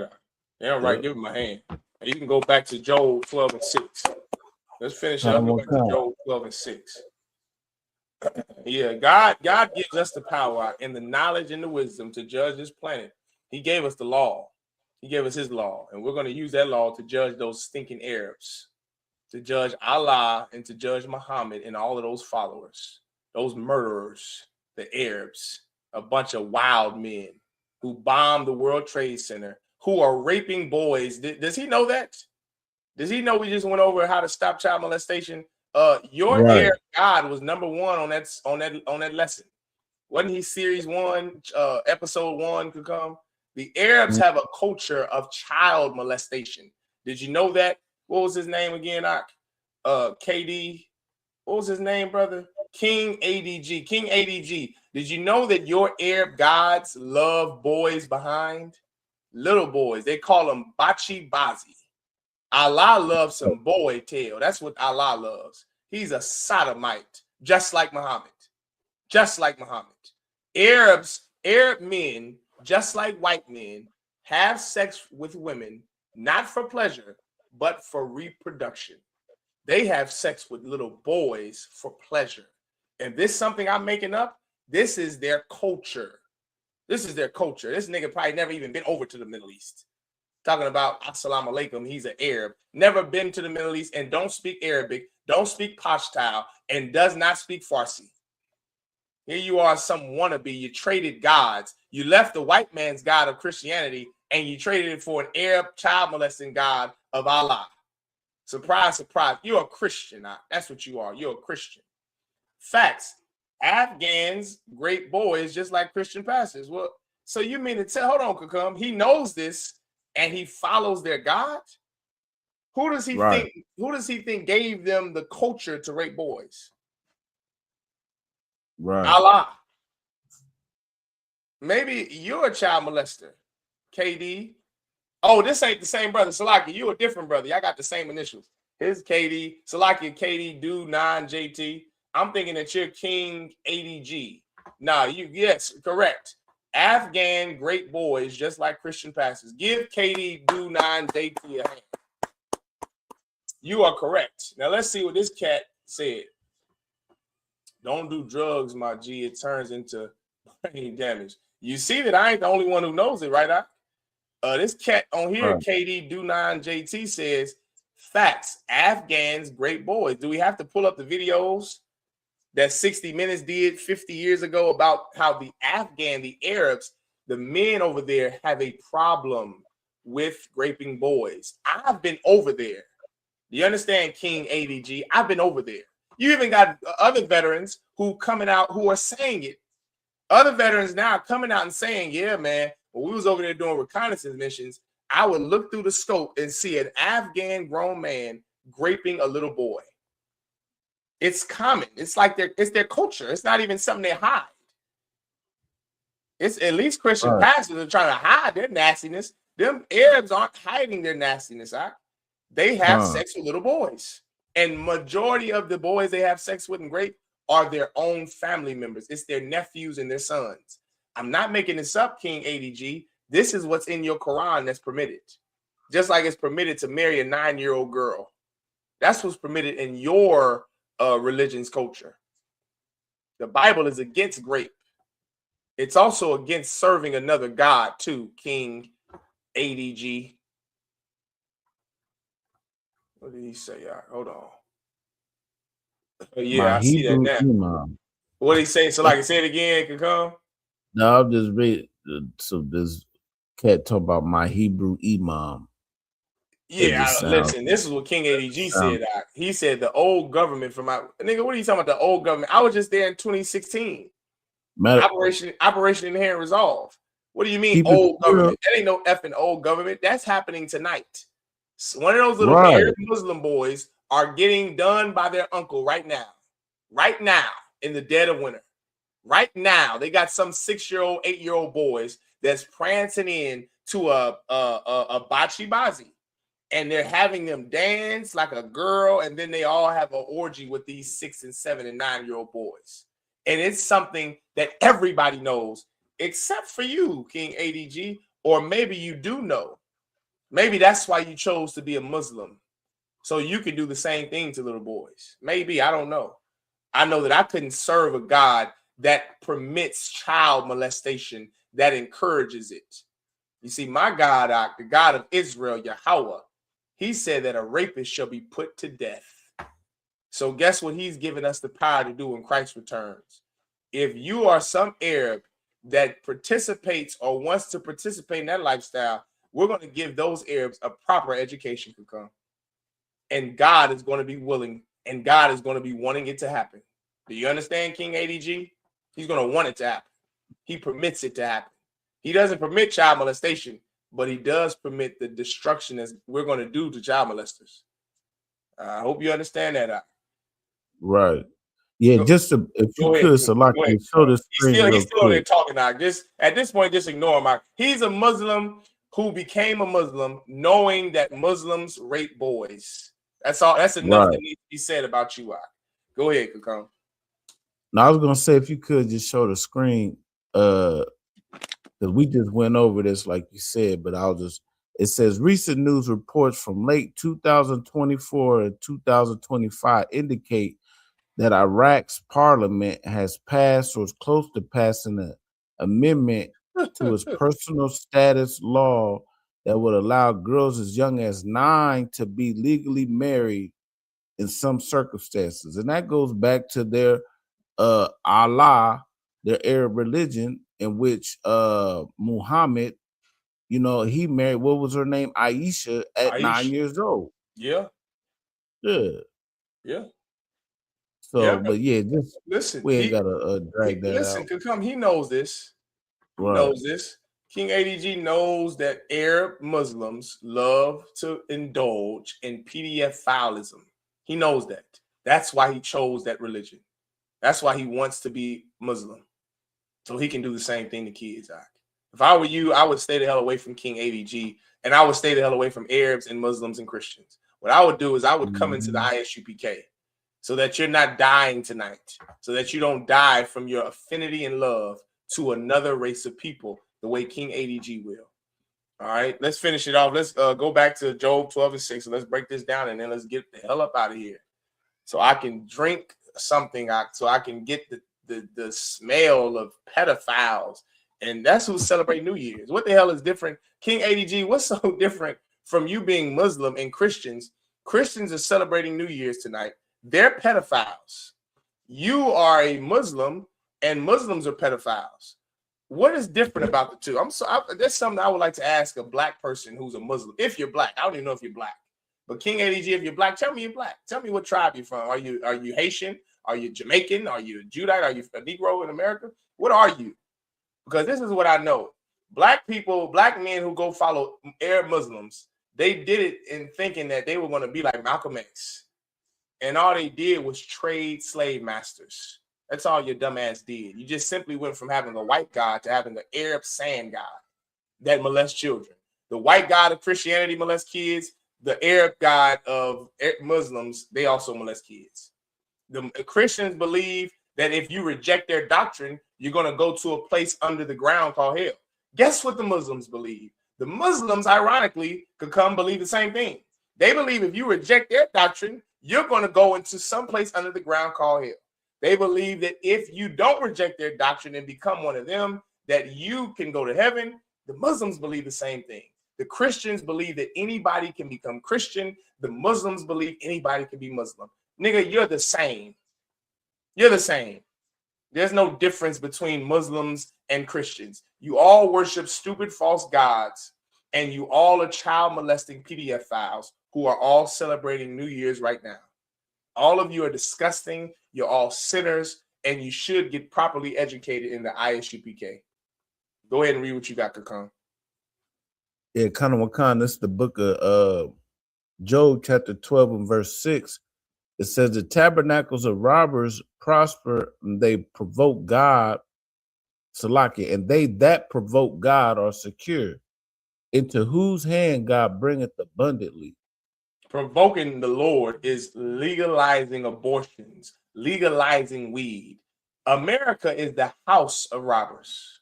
The house of robbers. Let's go to it. Do you have it pulled up? You don't have the scripture pulled up? No sweat. Don't worry about it. Which one? The scripture you're reading, Job. What are you? Oh, yeah, Salaki. I thought I was reading it. Here we go. You are reading it. I got you now. All right, go ahead. Yep. It's the tabernacles of robbers prosper. America prospers because they provoke the Most High. And what happens, into whose hand God bringeth abundantly? This is what happens when you serve your oppressor. You think that you're going to benefit and that you're going to prosper the way that your oppressor prospered. But here's what you do not understand, that you and your oppressor aren't the same. Do you understand? You aren't equal to white people. Get that out of your mind. You're going to celebrate New Year's, and so is Donald Trump. But here's the difference. You aren't a white man. You understand? He's going to benefit and prosper off of his wickedness and being evil, legalizing abortion, legalizing weed, legalizing slavery, legalizing things that provoke the Lord. He's going to prosper from it. You're going to be destroyed from it. What's the lesson in all of this? Stop trying to be like your oppressor. What we missed, but we were going to go over tonight to come is briefly, if you want to, go ahead. You can pull up the article I gave you about being a slave on New Year's years ago. This is so important because it goes with the scripture I just read, right? It's so important. Here you are thinking that you're going to benefit the same as your oppressor because you do the same thing as your oppressor. This is what life was like for you 150 years ago. Let's read this briefly. Let's read a little bit of this. Kind of Wakanda from time. Hell no. KD do 9JT. Hey, can white guys join your cult? Hell no. White people cannot join the ISUPK ever. They can give us their money. That's what they could do. They don't have to join. They could just send in their tithes. They can, Right. you know what white people can do? All you white people, listen up. All you white people who my people have an affinity to and love so goddamn much. This is what I want white people to do. White people, you do have free will. You do, white people. You can go and be like John Brown used his free will, and he did some amazing things with his free will. If you really love black people, white people, you should go and do everything John Brown did. Is that clear? Right? Give us all your money and then go and do everything John Brown did. Everything to the T. I want white people to study John Brown the way you study Jesus Christ.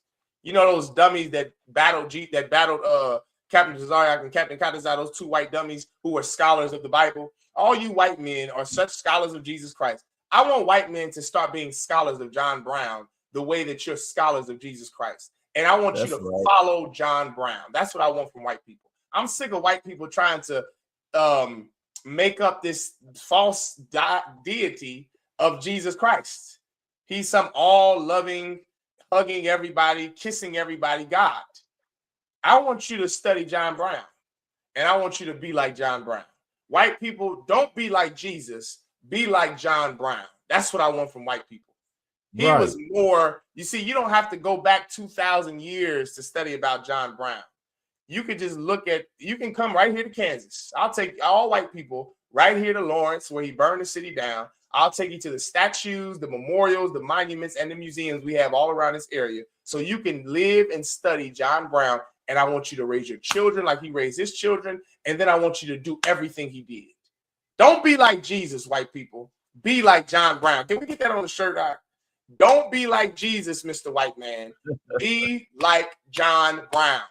You dummies that try to battle Captain Tazariak. Stop studying Jesus Christ, white man, because you're terrible at it. Stop learning about Jesus, Mr. White Man, because when you learn about Jesus, you become Adolf Hitler, who was a Christian. You become Mussolini, who was a Christian. You become Joseph Stalin, who was a Christian. Somehow, Kabar, Jesus was this all-loving Jesus that loved everybody. But the white men that follow him were slave masters. How does that work? I thought that Jesus was all-loving. If Jesus was so all-loving, how come the white people who follow Jesus, how come the white people who follow Jesus go into a South Carolina church and shoot up all of the black people in the church? Maybe he wasn't so all-loving and all caring and all hugging and kisses. Maybe he wasn't. Because when I see white men follow Jesus, I see you become America and enslave races of people. When you follow Jesus, you become the Spanish conquistadors. When you follow Jesus, you become the Nazis and the Ku Klux Klan. I don't want white people to follow Jesus. I want white people to follow John Brown. That's what I want. Stop telling black people about Jesus and educating us about Jesus. Nigga, go follow John Brown, Mr. White Man, because when you follow Jesus, my father is lynched from a tree and Emmett Till is burned at a stake. My sisters are shot dead in the kitchen because she said, I plead the blood of Jesus over you, with nothing in her hand, and you shoot her in her own kitchen that she called you to protect because she thought she was being robbed. I don't want white men to follow and learn about Jesus anymore, because when you learn about Jesus, Mr. White Man, you deport the Mexicans and murder Negroes, and you lynch Negroes, Hispanics, and Native Indians. When white people learn about Jesus, they give smallpox blankets to the North American Indian and says, God loves you. When white men learn about Jesus, they say, kill the Indian, save the man. Kill the North American Indian, save the man. Shoot the Indians, but save the kid. Cutting the hair off of Native Indian kids and raping Native Indian girls. I'm sick of white people learning about Jesus. When is white people going to learn about John Brown? When are you going to devote your life to John Brown? When are you going to make John Brown your new Jesus? When are you going to make John Brown your new God? Because you have learned about Jesus, who you told us was all loving, when you whipped our backs and you lynched our fathers and you raped our grandmothers. Don't teach us about Jesus anymore, white man. Teach me about John Brown. Show me what That's John right. Brown did. Be like John Brown. That's what I want you to do, Mr. White Man. Read what you got to come so we can get out of here. Colonel McCon, yeah, this is Time Magazine. It says Americans are likely to think of New Year's Eve and New Year's Day as a time to celebrate the fresh start that a new year represents. But there is also a troubling side to the holiday's history. In the years before the Civil War, the first day of the new year was often a heartbreaking one for enslaved people in the United States. In the African American community, New Year's Day used to be widely known as Hiring Day or Heartbreak Day. Hiring Day. I thought Jesus was all loving, Mr. White Man. I thought all of these slave masters, all of the white men that fought for the Confederacy was all Jesus loving Christians. Robert E. Lee, Rosecrans, give me more. I used to remember Fort Polk, Leonidas Polk, Robert E. Lee, Stonewall Jackson, all of them were slave owners. Jefferson Davis, slave owner and a Christian preacher. Robert E. Lee, a slave owner who was the general of the Confederacy to keep black men slaves who loved Jesus Christ. I don't want you to teach me about Jesus Christ anymore, Mr. White Man. I think we've had enough of you teaching us about Jesus. When you learn about Jesus, somehow a noose ends up around my neck. Somehow when you learn about Jesus, the Mexicans are burned for rejecting your Catholicism. That's what happens when you learn about Jesus, white man. I thought he was all loving. If Jesus is so all loving, why did you murder us in slavery? Why did you enslave us? Why did you kill us for rejecting Jesus? If he was so all loving. You see, I don't want white people to teach me about Jesus anymore, Kakum. I'm sick of it. I think white people, you've taught us about Jesus ad nauseum. I think it's time for you to teach me about John Brown. I think it's time for you to dedicate your life to him the way you have dedicated your life to Jesus. That's what I want you to do. You see, hiring day was tonight. Tonight, New Year's was hiring day for black slaves. As you're celebrating Christmas and as you're celebrating New Year's tonight, just remember, you are still a slave. You're still a slave. Right. Your forefathers 200 years ago, 150 years ago, tonight was the worst night of their lives. But for you, tonight is the best night of your life. It's the best night of your life tonight. How did that happen, Kakum Gabar? I know how it happened. White men taught us about Jesus. That's what happened. White men taught us about Jesus. So now, instead of you hating and loathing New Year's like your forefathers did, like your antecedents did, like your grandmothers and grandfathers did, you know what you do now? You can't wait for there to be a New Year's. You look forward to New Year's so you can have sex with sluts and whores and so you can shoot guns in the air because white men taught you about Jesus. White men, stop teaching us about Jesus. Start teaching us about John Brown. With that being said, I pass the class over to Precinct Officer 500 Kakum Gabar. That's right. This is the ISUPK security announcements. Where the ISUPK start out of 1 West 125th Street, Harlem, New York. A rule for new brother and sister. When a new brother and sister comes into the school, they are off limits for 6 months. They are to be saluted only, and they are here to shed themselves of the world. If they need transportation, the teacher will arrange it. And after that 6 months, if a brother or sister has an interest in a particular person, he or she must get permission from the head to speak to a brother or sister. There's another 6 months in which the brother or sister will court one another. And after that 6 months period, a brother and sister will get permission from the head to marry. Tithes, which is a commandment. You can find that in the book of Numbers, chapter 18, verse 21. Malachi, chapter 3, 8 through 10. That means a tenth in the Hebrew, ma'asharah, and that's 10% of every penny of increase that the Lord gives you. You can give that to the Treasury Department or to the teacher, a priest fund, which is a free will offering for a priest that is not mandatory. It's whatever amount you would like. In the upcoming holy convocations, we have the Feast of Purim.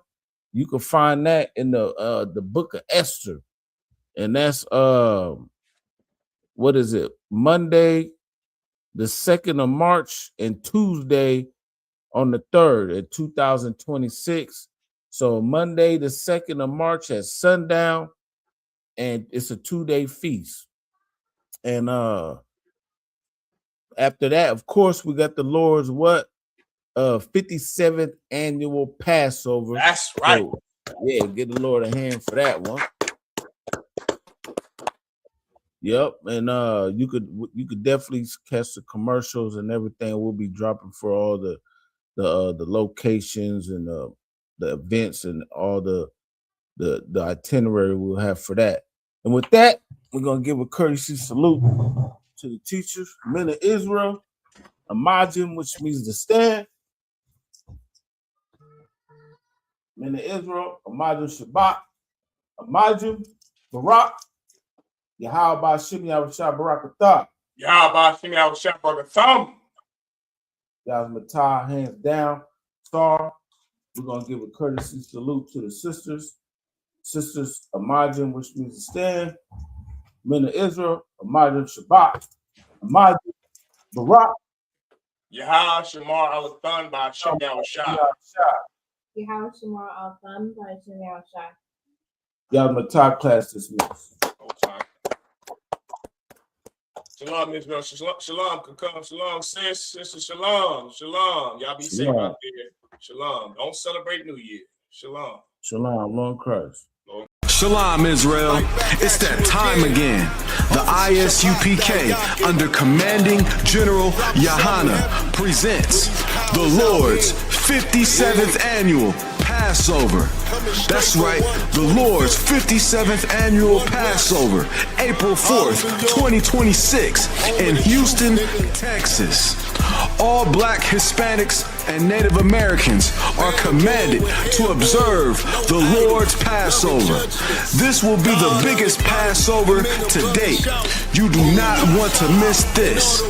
Fresh lamb, fresh wine, and bitter herbs as commanded by the Most High. Only $200 per person, ages 17 and up. The biggest event of the year. There is only one Passover, and it's under commanding General Yahana. See you there, Israel. Shalom. Nobody else there to compare to. Train for war, men of war, and warlike apparel. Prefer our leaders, can't get between us. Watch where you stepping.